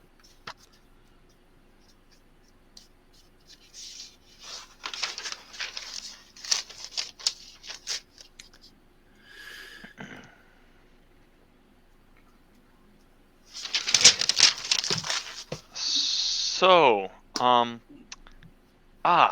I got a good question. How do we get home?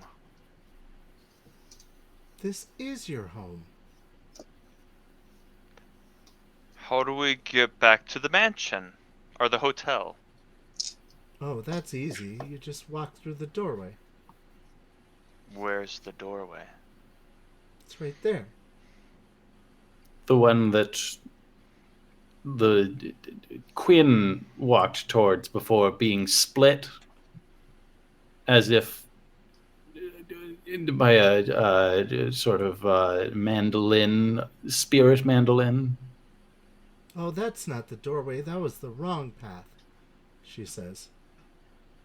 Would you like me to help him and take care of that?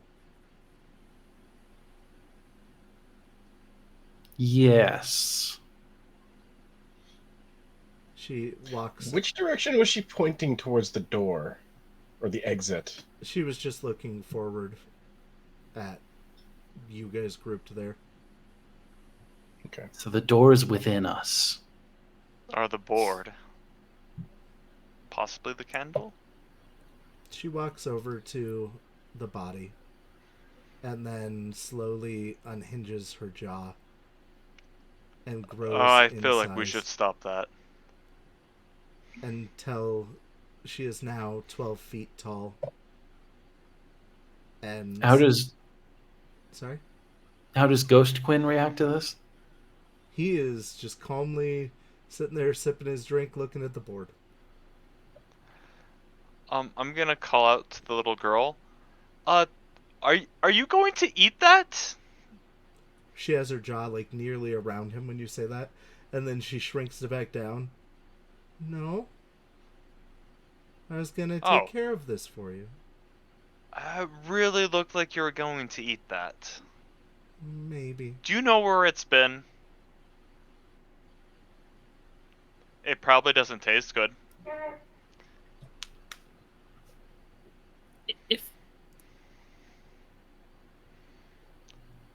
I'm going to lean over to you guys and whisper, but I'd prefer him than me. No. Milo, I have an experiment, but I'm going to need your rabbit. Thumps? It's not what you think. The rabbit will die. No, I'm good. Damn. Would anyone else like to volunteer? The girl with glasses goes, maybe. What exactly You'll do you probably need? die. I need you to start walking towards the refreshment table quite slowly. I need you to perhaps maybe stick your hand out and kind of feel where it starts to go loosey goosey. Okay. She turns and starts walking that direction very slowly, with her arm like in front of her, reaching forward. Is And there a point where she starts to like go all wavy? more And than 3 or 4 feet away from the table, she starts to separate into the two images. okay, now come back. She comes back, and as she does, the spirit, or the second image, returns to how it should be. Interesting. Okay, now see, what if we just bring the body back to this side? Would Quinn just... What are we gonna do? Make a human chain? Perhaps if Well, we can't link you our ask your belts friend to together. bring it over? I guess. Dear sweet friend little girl, Yeah? can you just grab him by his leg and drag him towards us? If I Then do, we could take care of it. can I pet your rabbit?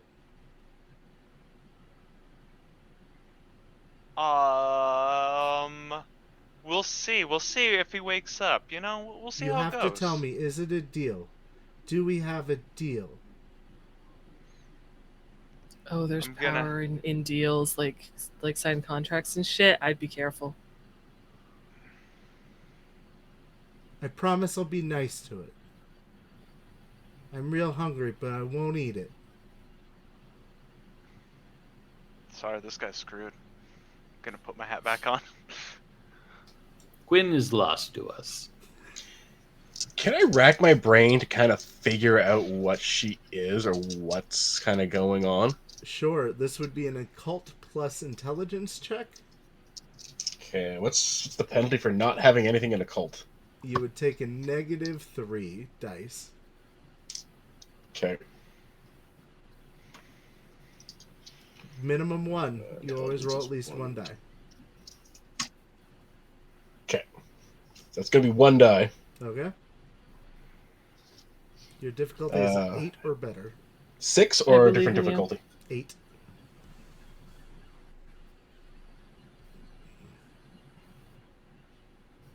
Oh no.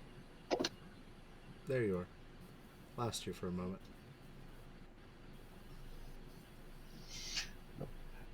That's a 7. Okay. With Let's spend willpower, right? So typically you can spend willpower before a roll to buy an automatic success, and that is something I didn't tell you. So if you'd like to do that, feel free to do it. Or you can permanently burn a willpower, lowering your maximum willpower by 1. And by doing that, you can re-roll a failed check. But for this, I'll let you spend 1 to buy an automatic success.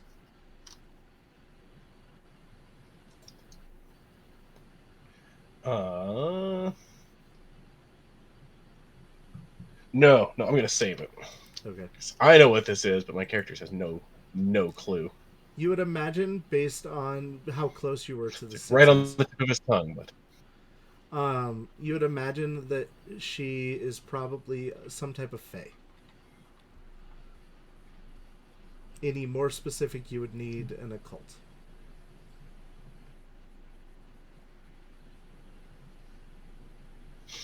okay, I can work with that. Okay. Can I take the candle that's burning? Sure. Can I pick that up? All right. You lift the candle, and as you do, your perception of the weave of what is reality shifts around it for the time being. Everywhere the light touches is safe from the fog, the purple fog. But if you are to move it, then it also shifts the walls of what is safe with it. So, beyond that barrier is where the people start to separate into spirits? Yes. the further Interesting. they get from the light.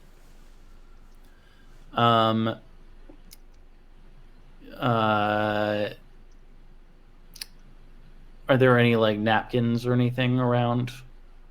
I would imagine that you have a Right. cocktail napkin or something.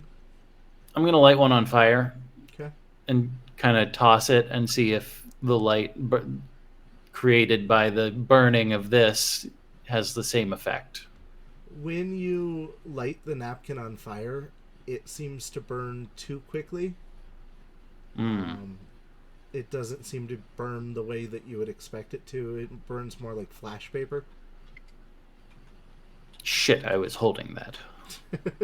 Luckily, it doesn't burn you, I suppose, but it burns very quickly. Okay.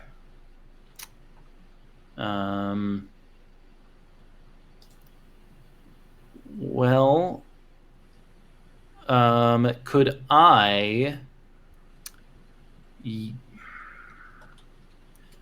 repeat the experiment, but use my entropy magic to try and keep the thing from burning so quickly, keep the reaction from spreading Of course. as fast? So, for this check, we have to decide, is what you're doing vulgar or is it coincidental? We can assume that it is probably coincidental, as you are expecting it to work like normal things do. Mm-hmm.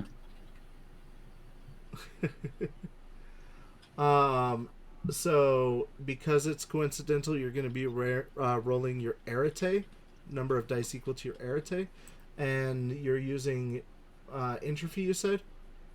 Yes. Do you have any dice in forces? Because fire is typically governed also by forces. I do not. Okay. So, can you describe to me how I'm just losing people left and right? Weirdly, but they're all coming back. No, we at some point we had lost a patient, so we refreshed so we could see and hear him again. Oh. I would never want to ignore patient. Okay, so describe to me how the magic is enveloping the fire to keep it burning using entropy. I think it's like, entropy is like the release of energy into simpler forms. I think that is basically what fire is. It's breaking down the pieces into their various parts.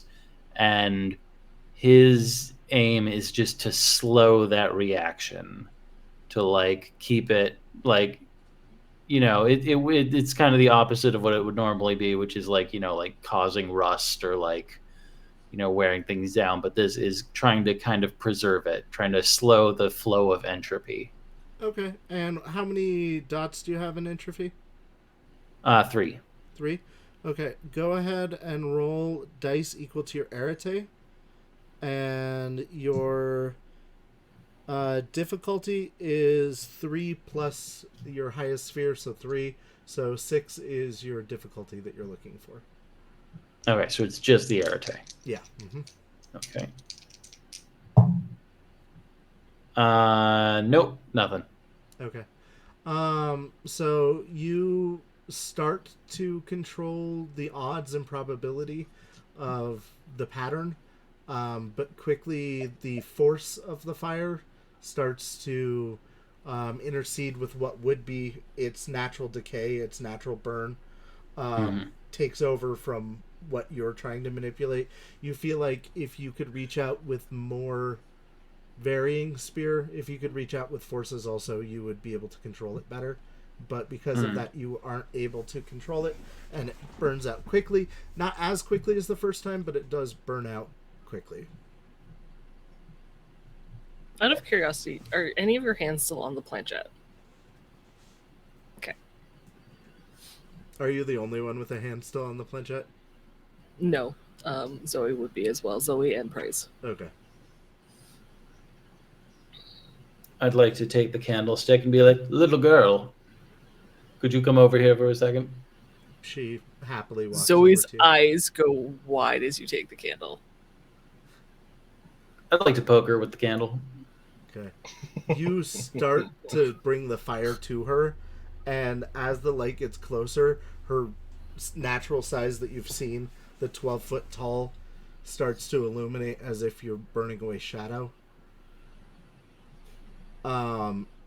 She will not let it touch her. She will try to avoid it. You can roll an attack if you'd like. Otherwise, she will dodge. Yeah, I'll do that. Okay. Go ahead and roll a melee plus dexterity. I've never fought with a candle, so I'm going to assume it's dexterity plus melee. I like the question marks that, but like there was confidence with it. I approve. So if I have no points in melee and 3 points in dexterity, You'll roll a chance die. okay, what is that? So you'll just roll one die Okay. instead of rolling whatever you had before. So I apologize. You know we took penalties for not having points and skills, so I should have. I mean, I think I failed most of those anyway. I got but a that's 7. on me. okay. So let me roll a dodge for her to make sure that she doesn't do something real dumb here.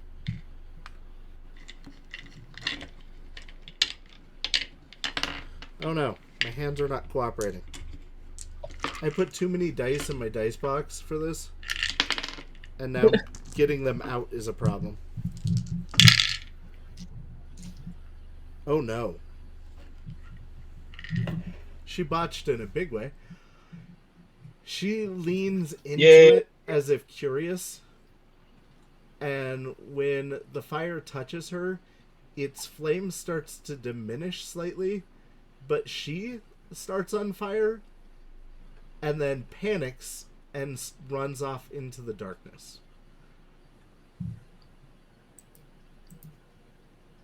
Cool. Pretty sure you just set a little girl on fire. I set a big girl on fire. Pretty sure I don't you think just that was a set girl, a either big monster? or little. Yeah, I'm pretty sure you just set a monster on fire in a place where is inhabited by monsters, and I would not have recommended it. Now they know to fear. More specifically, we- I think you set a fairy on fire. Run. What? Now they fear fire. They know that we can hurt them. They have learned think our it was- respect. All For the right, candle all right. that's running out. You know what? I'm fine with this. I'm We gonna should pull out find more thumps. candles.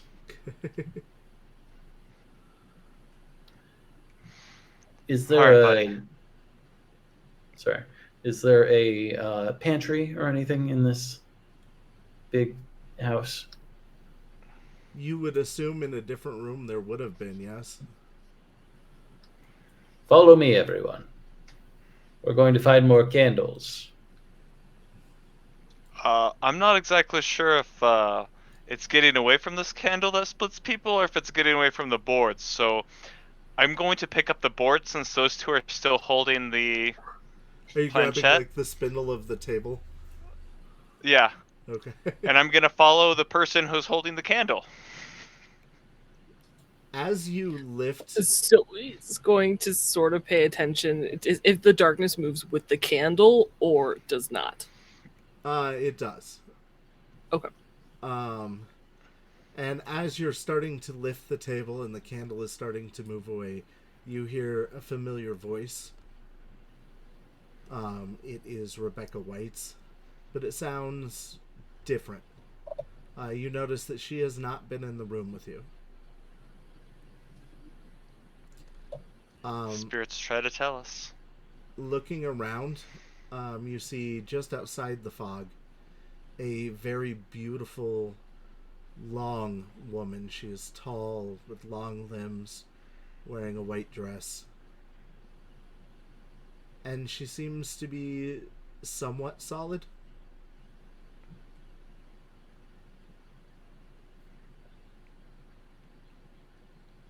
I hold the candle threateningly.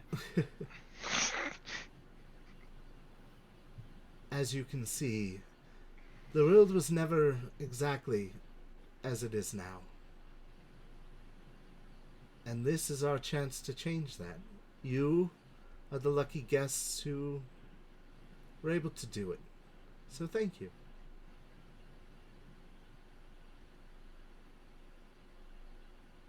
I try to hit her with the candle. She is quite a ways away. You could rush her if you'd like. Yeah, but that would leave you all behind. Is there anything on the table other than the spirit board? No. There's the spirit board, the single candlestick. Did you lift the stick or the candle, just the candle by itself?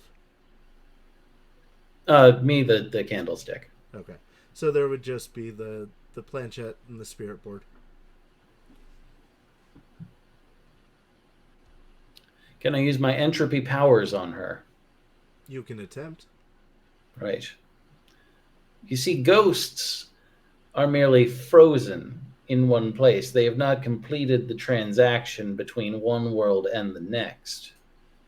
So we need to complete the exchange. We need to accelerate the entropy of the decay. You know? She laughs. I don't know. Mm-mm. I'm not You see, a ghost. You've all met me. yes, and then you died This like is Quinn. embarrassing. I don't think she's I don't recognize dead. her. Who am I speaking to? Rebecca White, or the woman in white, as some know me. That is not what she looked like when we came in, right, guys? Correct. If you'll come with me, No, I would remember that. perhaps I can give you more answers. Alright. But we're bringing the table. And the candle. As you wish. Zoe will help Milo lift the table and as we move, so she doesn't like only one hand because one hand's clearly still on the planchette until Price takes his fingers off. Okay. Price, I Weird assume you're rivalry you not two letting go of have. it. No, not after Milo's gone through all this effort to bring the spirit board and the planchette along with us. No. You two just like both like put your hands off of it and just walk off, and Milo's like, huh, huh. The woman in white walks slowly with you to where the entrance was.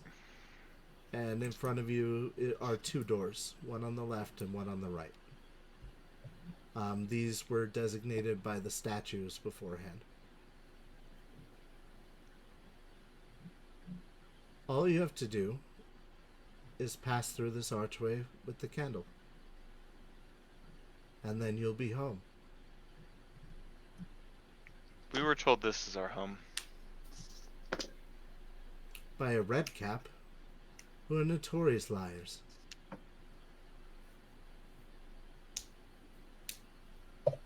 You could be lying about that.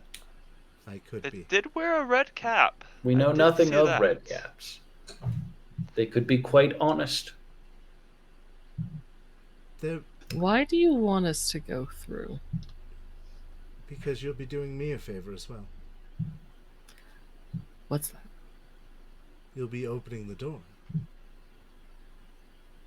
The Banial and the Boring have locked us behind a shelter, and it is very difficult for us to escape. By passing through the archway with the candle, you will leave it wide open for the rest of us to walk through as we please.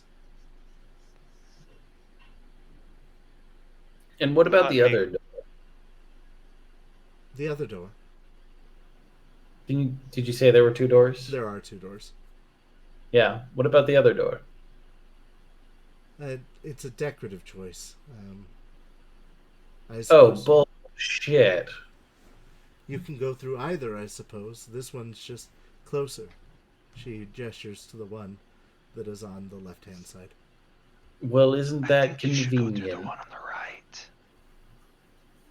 Zoe's gonna lean a little closer to Milo. I'm gonna lean away. Seriously, I'm pretty sure that my betrayal's like betraying humanity by letting all these things go like out into the world if I walk through this door.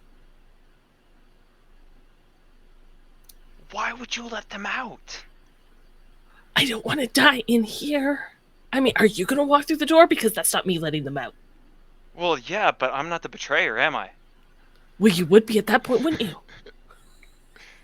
Ooh, good point. Good point. You have to walk through that door before me. Also don't have the candle, so I don't think. Milo, Yeah, yes? Yep. I don't suppose I could borrow your bunny again. No. Damn. And we're all out of spares. Wait, Can I where's pet your that- bunny? what about that woman who was with us? I'm I gonna hear it's hold very out thumps. soothing She's to, like, to pet bunnies. the woman in the glasses is like, is it me you're talking about? Yes, She's been Yep, walking with you. Assume the other guests have been with you this whole time. They're just Oh. not doing anything important. Cool. Yes, if one of you wouldn't mind going through that door. This one here on the left. No, the one on the right. All right. She Dr. Price stops her before she goes through the door. okay. She starts walking It's towards the gonna door. turn. Yeah, he's gonna put an arm out to stop her from going any further, and he's gonna turn to Rebecca like, "What happens if we go through the door without the candle?"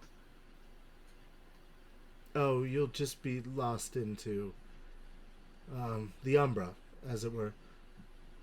The candle is the key to ignite the archway. What How much happens of when this the candle's left? It's about half a candle now. And what happens when it goes out?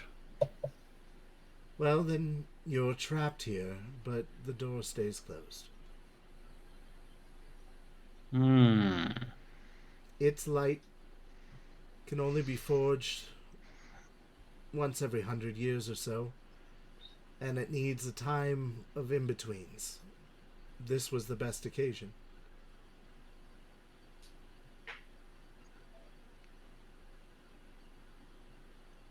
Well, I would hate to be here 100 years.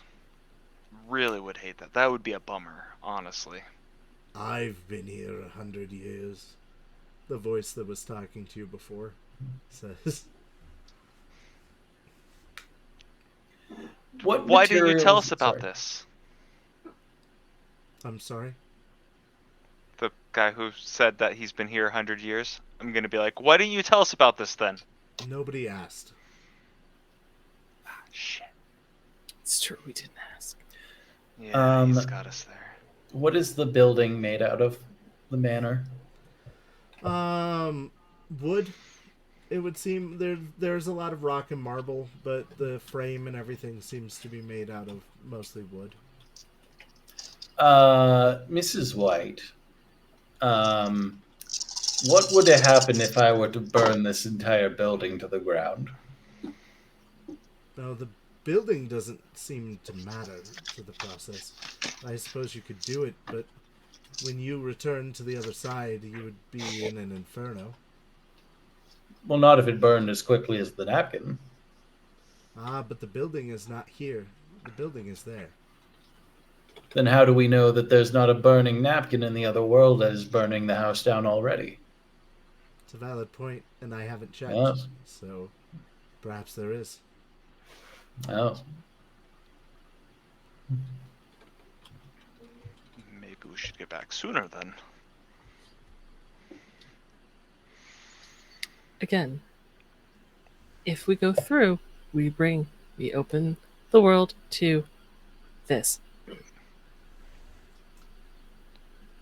Well, That's not really our problem then, is it? I say it's Yeah. the candles holder's fault. we have three options here. We could have stopped the candle holder. We can leave we can let the candle burn out and be trapped in this nether hell forever. We can go through the portal and doom the entire human race to extinction by fairy creatures. Or we can find some kind of third thing. Personally, while the candle is still going, I'd like to try to find some kind of third thing. What's your real name? I'm glad you asked. You see, it's no longer Elias. It's Elias with an A.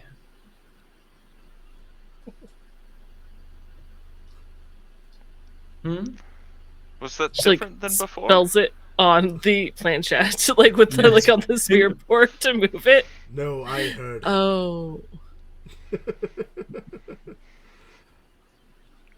I have dreamed a very boring dream, but now I am awoken and I am quite interesting. Are you still scared of paper clips? Intensely. But not for the same reasons. I find their bendiness confusing in a world that craves certainty. Okay, he seems the same. Patient, He does. you took common sense as a merit, right? Yes, I did. Will you do me a favor? Sure. I meant to take. That's a good call. Will you roll me an Enigmas? If you don't have it, there's no penalty for this. Plus intelligence for me. Intelligence plus what, sorry? Enigmas, and you don't take the -3 if you don't have Enigmas. Your difficulty is a 6.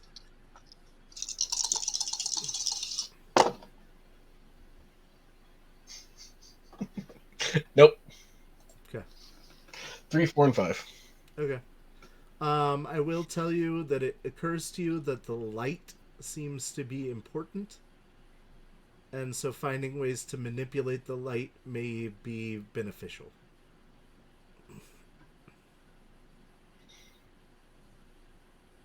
This is why I wanted to get candles. Mrs. White, do you have candles? Here I do not have any candles, but the one you have. That seems like an oversight in a house this large. What if there were a blackout, much like the one we are having now? This is how it always is for me. Whether I be on this side or your side, it is always dark.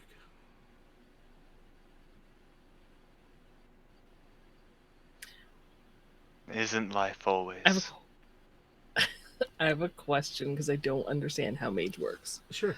I have a mind sphere. Sure. That's to like read. Is that like to read, if I recall correctly, like surface Yeah, you can read or surface read thought. minds? Is that correct? Mm-hmm. And I ask Rebecca if there is a third option for us to get out without opening the door and attempt to read any thoughts on what she might think of.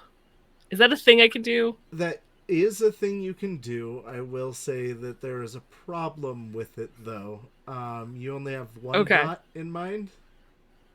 2. Okay.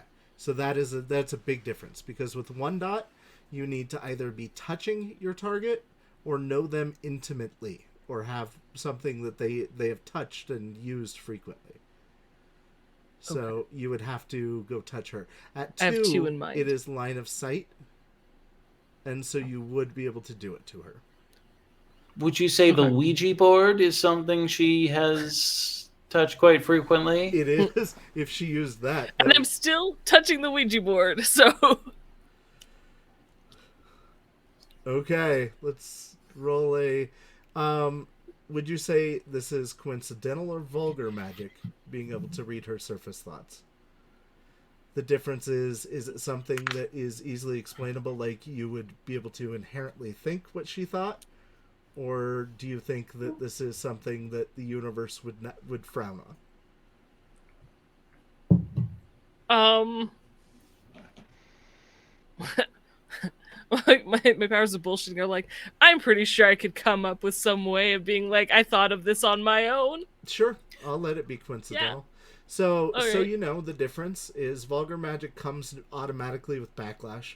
Normally, you only get backlash if you fail, you botch. I mean, but vulgar comes with one backlash no matter what. But you also roll the number of dice are equal to the highest sphere you're using. Whereas if you're using if you're using coincidental magic, then you roll dice equal to your arete, and your difficulty is the highest sphere you're using plus 3. Okay.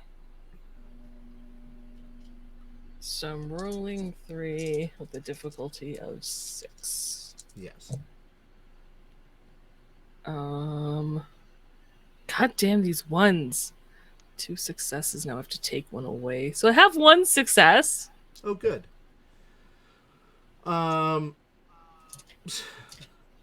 So unfortunately, you touching the planchette is also part of a problem.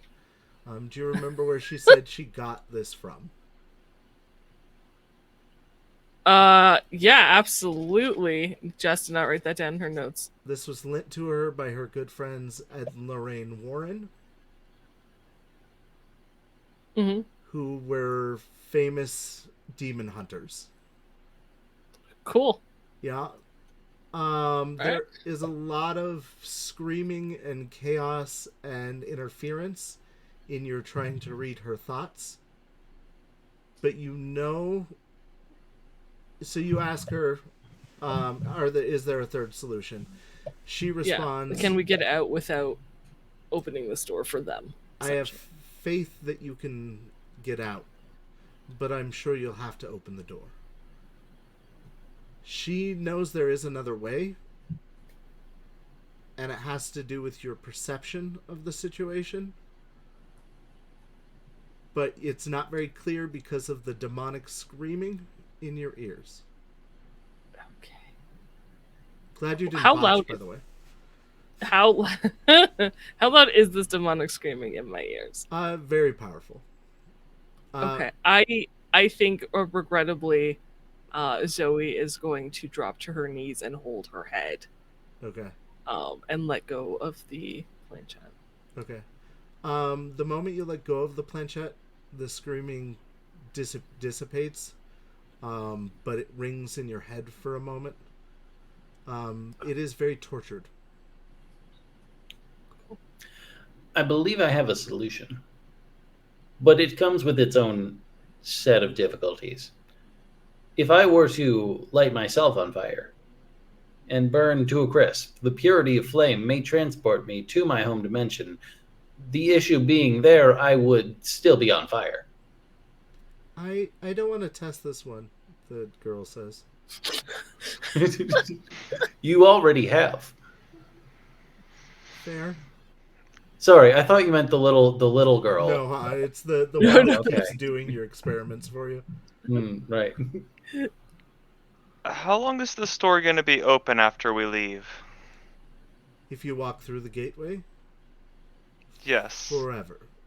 Until you find some other banal way to close the gate, I suppose, but... How many of you creatures are in here? We don't like the word creature. I'm a creature. Have you ever Of had habit. a nightmare? Yes. Yes. All of those are here. For everyone who's ever lived. Have you ever heard a story? No, I never have. That I would believe. He says facetiously. Those are also here. Oh. I would like to do something really stupid. Sure. You don't have common sense, I can't stop you. That is true, I do not. She's going to mutter to anyone who's close enough, I could say could probably hear. But she's going to mutter perception It's perception. And she's going to close her eyes and she's going to envision the ballroom. Okay. And with her movie background, she's going to click her heels like 3 times and be like, there's no place like the hotel.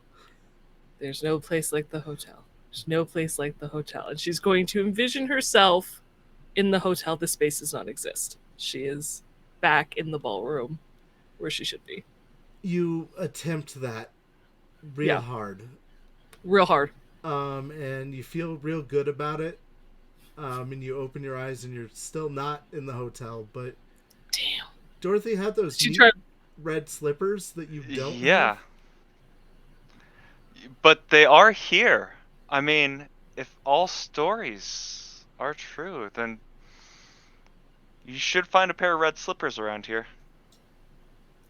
I'd like to use my entropy powers to increase the luck of finding red slippers as soon as I open a nearby cabinet. Okay, go ahead and roll that for me, please. So that's 2. If I have 2 RTA, then it's just 2. Yep. All right. I got a 9 and a 10. Nice. I'm gonna re-roll the 10, and that didn't work. So 2 successes. Okay. The nearest you, there would be a small side table that the light is now touching that is solid. Opening it, you do find a perfectly acceptable pair of ruby red slippers. I will say you do gain 1 backlash, as it is not a common place for red slippers to be in ballroom side tables. But What if they forget their shoes for the dance? you have changed the likelihood of it occurring, and it did occur. You did not pull them out of nothing because you didn't use my prime or matter, so you just changed the likelihood of them being there, and since you didn't open that drawer yet, it was possible they were there, and they were. Quick, put these on. You are handed a pair of slippers. So we will You put got them it on. this time. Okay. You're going to attempt to nowhere, but there's no place like home?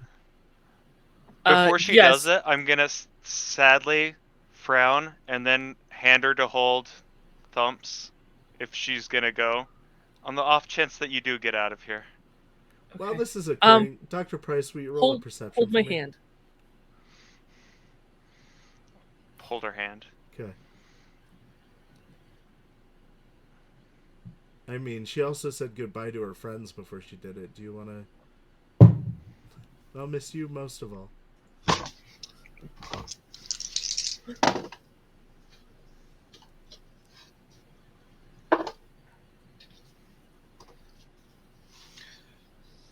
One 10 and 1 6. Did you re-roll the 10? Yeah. Okay. You look down at your hand while this is occurring. You still have the planchette under your hand. The planchette does have a piece of glass, which seems to be concave. And it's reflecting the light from the candle down onto the spirit board. Just so you know. Okay. All right, Jess. Yeah. So, but she's gonna imagine like everybody in the space in the ballroom. There's no place like home for everybody. Sure. Do you have correspondence 5? Nope. But I'm holding hands with someone. No, I don't. I have 0 correspondence. You are holding hands with someone who has correspondence. That's true. What level of correspondence do you have? 4? Oh. Only 4. Ooh, 4 is enough to open a permanent portal from one place to another.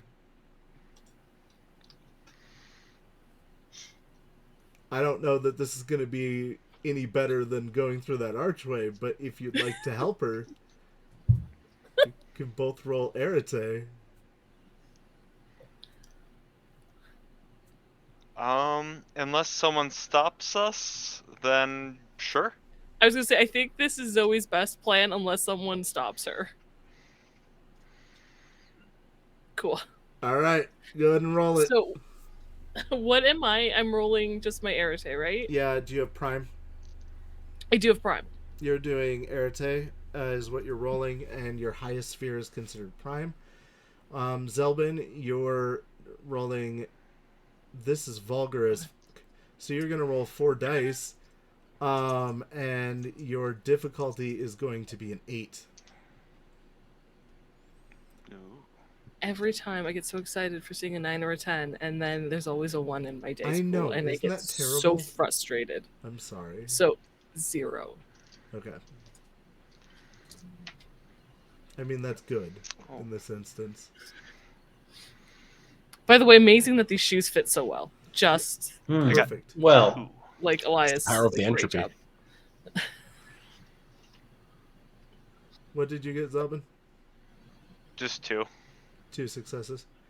All right. You are able to, if you want to, open a portal big enough for one adult to squeeze through from here to the ballroom. You are already taking 1 backlash for doing this. Passing through it will probably give you additional backlash. when you say to the ballroom, do you mean like the same world's ballroom? The regular human plane ballroom. Okay, The place you want to go.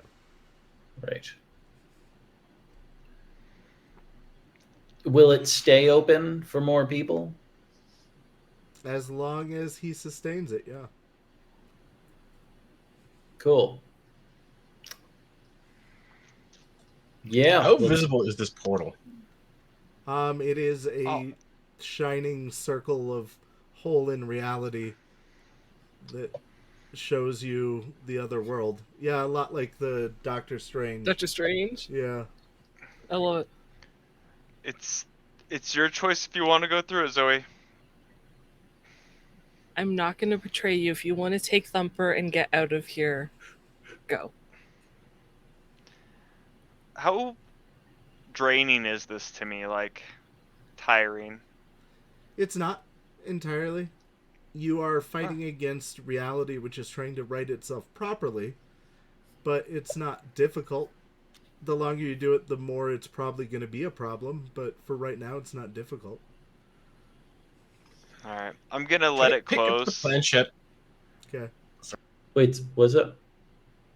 I was just gonna say I'm gonna let it close and be like, we're all going together, or none of us are. I thought There's a we lot of could people in go this room. together. It was just one at a time. There's like 13 people in this room. I don't know if I can hold it open that long. Oh, right. I forgot about By the those way- people. Very impressive. Patient, when I you don't lift even know the what I did planchette, there. the light from the candle shines through the glass eye of the planchette, like a searchlight, and you can see, much like the portal that Zelbin opened, like you're shining a flashlight in a dark room, you can see the other version of reality.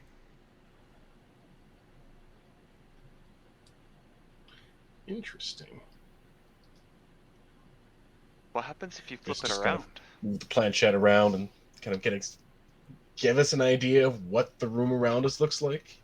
Okay. Like a panoramic, I guess, real quick. As you do that, it shows you the room that you had walked in before, minus it doesn't have all of the oddity tables and things set up. But other than that, the room is pretty much the way it was when you lost light.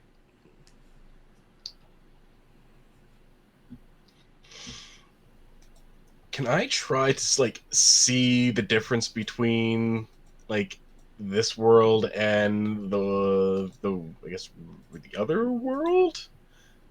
When you are Because I've got shining light, it is a black void of purple mist. okay. Could I like what's the best way to describe this? Could I tune my magical senses to sort of see what it looks like when this light's being shined on it? What sphere of magic would you want to use for this? Prime. Okay. To kind of get a sense of what like the magical resonance or like the magical sort of energy waves are in the area with this. All right, go ahead and roll an arete for me. Alrighty. So it's just arete. Mm-hmm.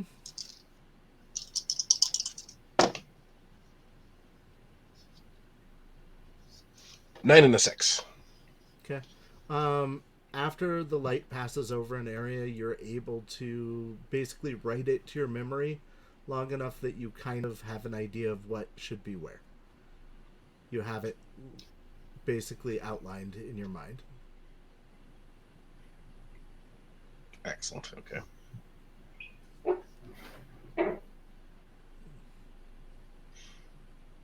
Think we might be able to find another way out with this. I'm not sure how, but I think we can. And I just sort of waggle the planchette in front of the light a little bit. How low is the candle at this point? You're down I'm gonna- to a third of the light, or a third of the candle remaining. Where there was once silver, it is now black. That is dripping away. I'm gonna go. What happens if you flip the planchette around to the other side and shine a light through it? I'll flip the planchette. It makes a pinpoint of light, and you don't see what it is doing. It is illuminating something, but you don't see offhand. Maybe you're not pointing it at something you're supposed to, or who knows. But it is pinpointing the light instead of making it into a searchlight. Possibly a key, but do we know where the door is? Well, we know where 2 doors are. And you know the right one, she says, The right side. gesturing to the left side.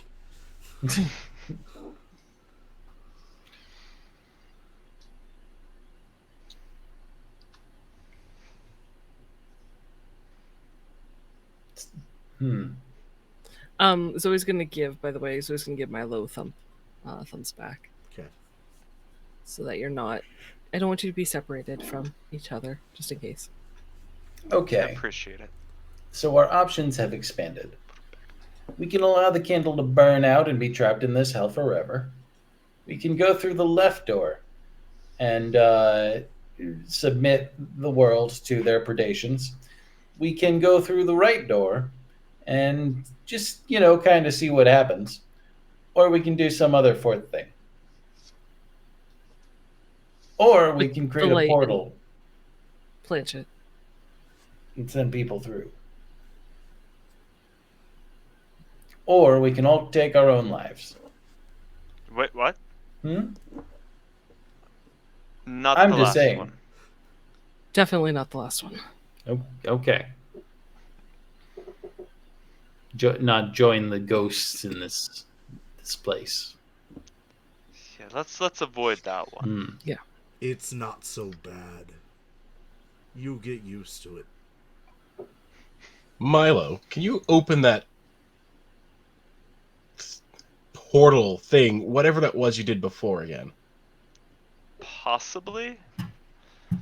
I'm going to, while clutching my hat, open a portal. Okay. Go ahead and roll 4 dice for me again. Newbie mages. Hey, Let's can I assist by backlash. putting my It's hand fine. on Milo and using some of my entropy magic to increase his chances of opening this portal? Got 3 successes. Nice. He is able to reopen the portal. You do take a backlash.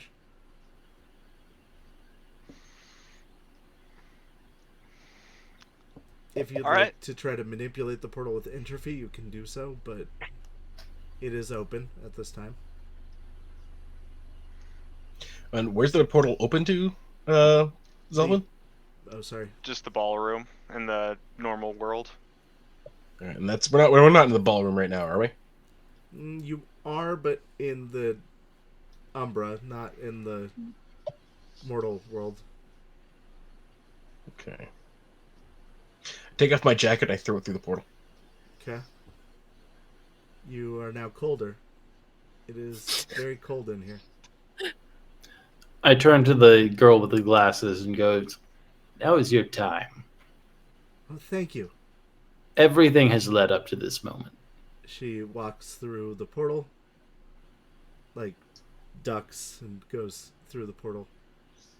And as she does so, you see silver streaks course through her hair and then bleach the ends of her hair white, but she seems to be fine on the other side.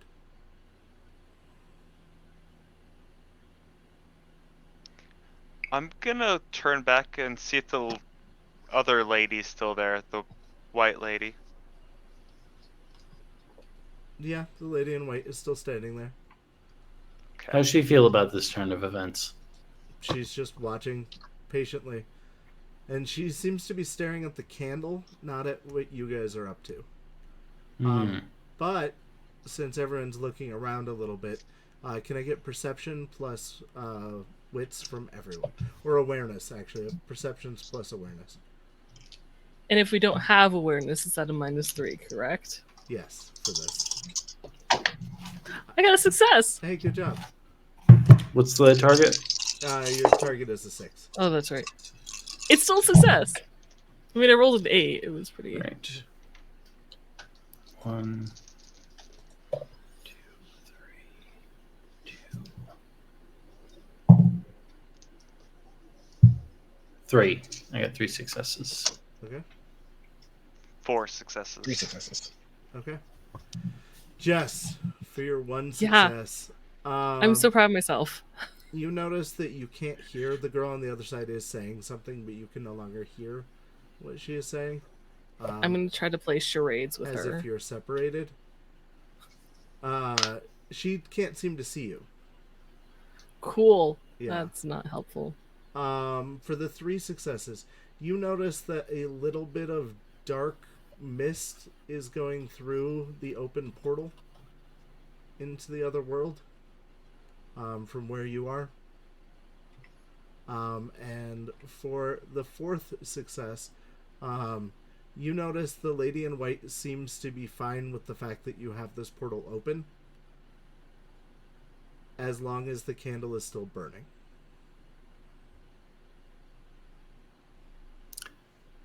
Well, let's not go through the portal with the candle. Worst comes to worst, we snuff it out before we leave. She can't see us. And I can't hear her.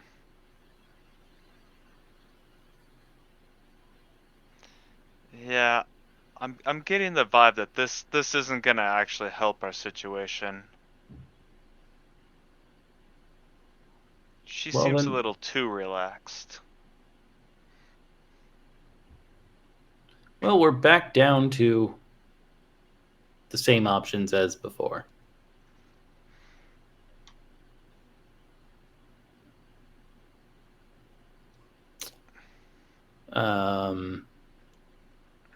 Gonna release the portal. She looks really betrayed as it slowly closes. Good.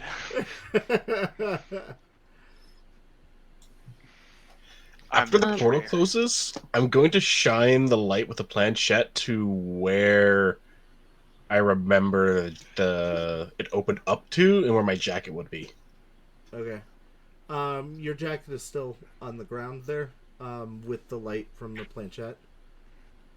And you see the outline of the girl, like, going and picking it up.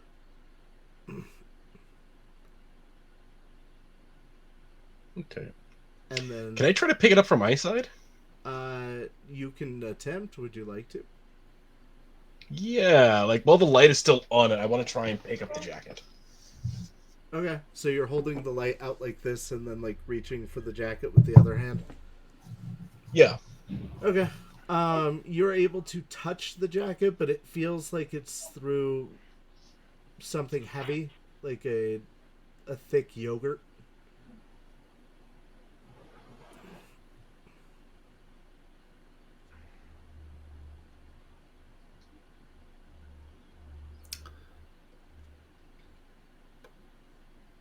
How's the candle looking?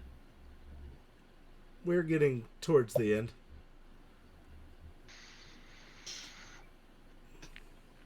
You'd say you probably have another 10 minutes. 14 at most. Hmm. Mr. Price, can you shine the light on the doors? The Yeah, I'll put the tiny pinpoint light. Sure, yeah, I'll flip it over to The pinpoint one light on the the right doors. side. The right one. Yeah, start with the one on the right. Well, go with the one on the right. Okay. You see a archway that seems to lead back out into that entryway. And on the left? As the pinpoint leaves that right-hand side, it becomes much more narrow again, as if you'd flipped it over, but you haven't. And you see the archway, but it's dark past it.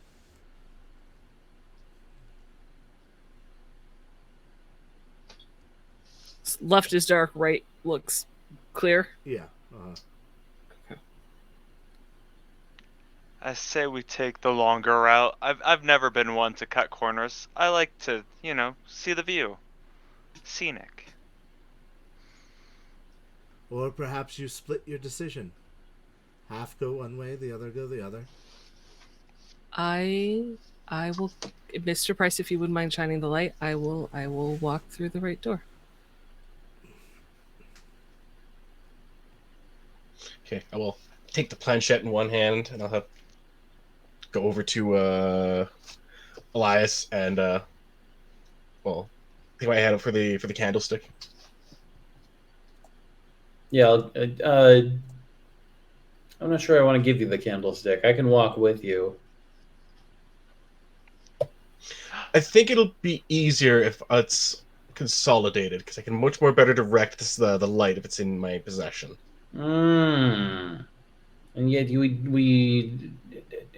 there should be a separation of powers in case one of us betrays another. Quinn puts It's his true, hand but I don't think we have. True, I don't think we have too much time to deliberate over betrayals and whatnot. I go, fine, and I give him the candlestick. Okay, and then I'll direct it to the light was direct as he was asked by Zoe. He'll direct the pinpoint light to the right door. Okay. You walk through the right passageway. It's open, it's clear. It Yeah. looks like I'm walking to the ballroom, correct? She's gonna give the ruby red slippers to Milo Okay. in case he needs them for help or something. She doesn't know how his magic works. Take a deep breath and boldly try to walk through this arch. Sure. You walk through the arch. She is gone for the rest of you. What are you guys up to? Dr. Price is just gonna hold the light on that door. You know what? It's been real, and it's been fun, and it's been real fun. And I'm gonna run through the door. I'm not gonna let my chance to take Thumps back to the real world pass me. Okay. And How does the I don't know if that's what happened, man. how I does could see the shadow of the other one. As Milo goes through, there's still a few other guests left, right? yeah. Yeah, Dr. Price is gonna look over to the rest of the guests that are there and just kind of give them this once over. Like, I think if this is your time, if you want to leave, take it now while you have the chance. People start going through the right passageway. And how does the woman in white react to this? She's watching the candle intently because it is nearly burnt all the way down to the bottom of the wick. And as the numbers dwindle, she seems to be becoming more and more worried at the situation. In fact, actually, as it gets down to, there's about 3 of you left. There's the movie star and you two. She goes, "And you're sure I can't convince you to take the other door? It's a hell of a lot of fun." No, I think we've made our decision. Yeah. And the movie star is the Quinn Valentine's spirit, right? Yeah. Okay. Quinn offers to take the a lot- candle from you, by the way. Nah. I'm gonna hold on. I'm gonna hold on to it. Okay. Elias, you're next.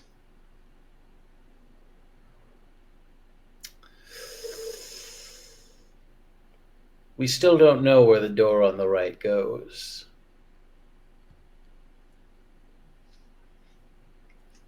Without taking the candle, I'm going to go through the door on the left.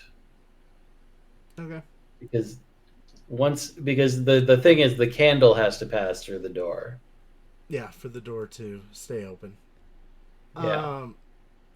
When that occurs, are you changing where the light is, or are you leaving the light on the door on the right?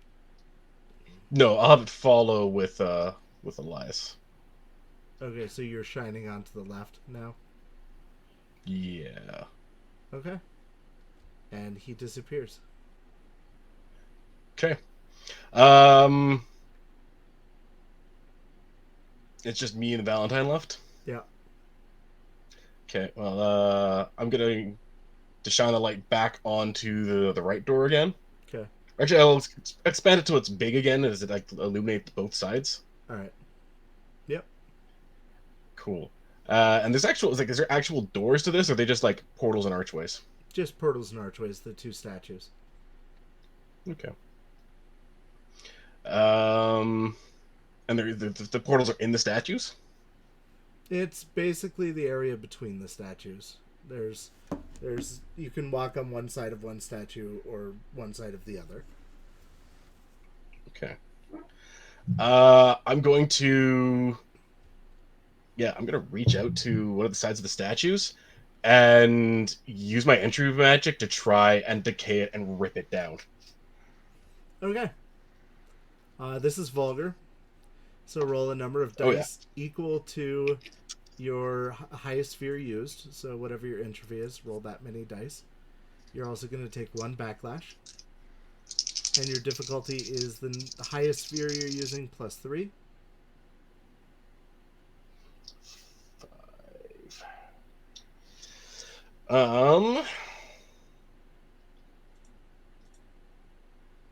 going to use 2 willpower on this before I make the roll. 2 automatic successes. And with a 9, that's 3 successes. Nice. It begins to crumble, leaving you not much time to pass through the archway. Oh, that's fine. Price is going to tear this whole thing down from this side. He's not going back through the portal. Okay. So yeah, he's just going to use his newfound entry magic to rip the portals down from this side. And with the last few minutes, like the last little bits of the candle that are left, he's going to turn back to the woman in white and just look at her and be like, "Nightmares should stay where they are," and he blows out. All right. To just face whatever darkness is going to be coming around him. And we fade to black on that. Everyone else, you are in the entryway, and the sun is rising on March the 1st. We will remember his sacrifice. What was his name? Who? That guy who was with us with the candle. I'm gonna look around the room. How did he not get out? What happened in there? He chose the higher path. I'm gonna turn towards Zoe and glare at them again. Her eyes are Traitor. wide. I didn't. I tried to get everyone out. The girl, No. She looks crestfallen. the girl with the glasses walks out of the ballroom. White tips to her hair and all. Do any of us look different? No. You look normal.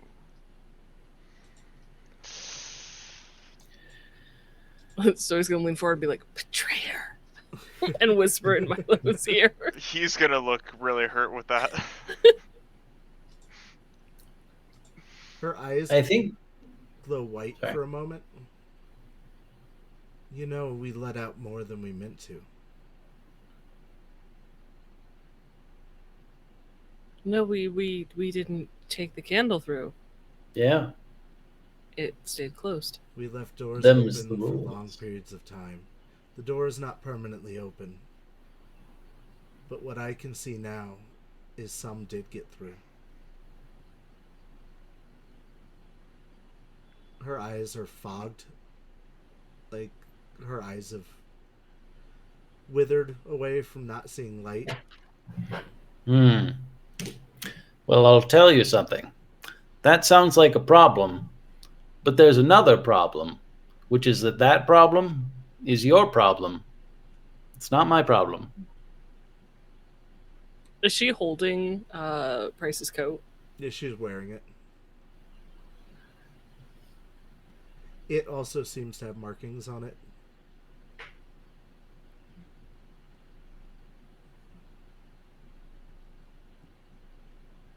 I think I might make this my problem.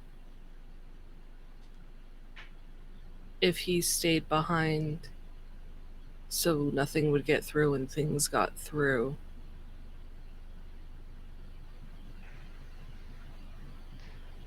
Milo's gonna whisper, "Damn it," under his breath, and then look over at Zoe and be like, "You're right. It's our problem." And I'll kind of walk up beside you.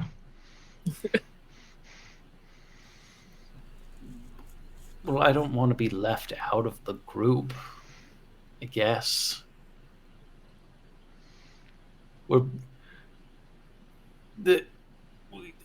Fine, I guess. And as Elias says, fine, I For guess. Mr. Sorry. Price. Okay. And for Mr. Price. We zoom out from the setting, down the hallway, out the door, and we see the sun rising over the Colorado mountains.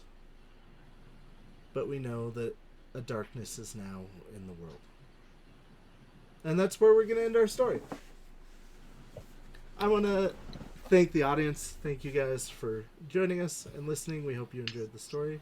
I want to thank my cast. Everyone did awesome. Nomad, great playing with you. Patient Zero, as always, you've been awesome. Thank you. Jess, you get to be a pain in my ass now instead of me being a pain in your ass. I love it. You're welcome. I'm sorry. Both. Zelbin, I love you. You know that.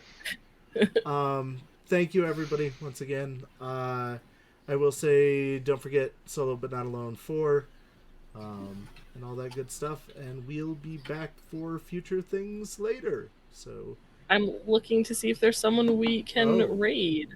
Yes, except for I'm not logged in as Maybe. saves. I might be able to do it now that I've learned how. Oh, okay. Maybe. There's a Call of Cthulhu game. Do we want to... Sure, we'll go ahead and raid that. Does anybody have any projects they want to mention or shout-outs they want to do before we say goodnight? No? Think I'm good? All right. Yeah. Awesome. Tune into Indie Bandits and on Sundays and Shades of Scarlet on Saturday. It's a Sofa March 7th. And follow us on socials to find out when we're going to do a Saviors vs. Selfies roller derby jam. In a battle where there can be no winner, who will win? All right. That one will No one. definitely have a clear winner. All right, so we're going to raid. We I love think you guys. that's all I got. Have a good night. We're going to try to raid. Right. We'll see how it goes. Night. Night. Thanks, guys. Bye.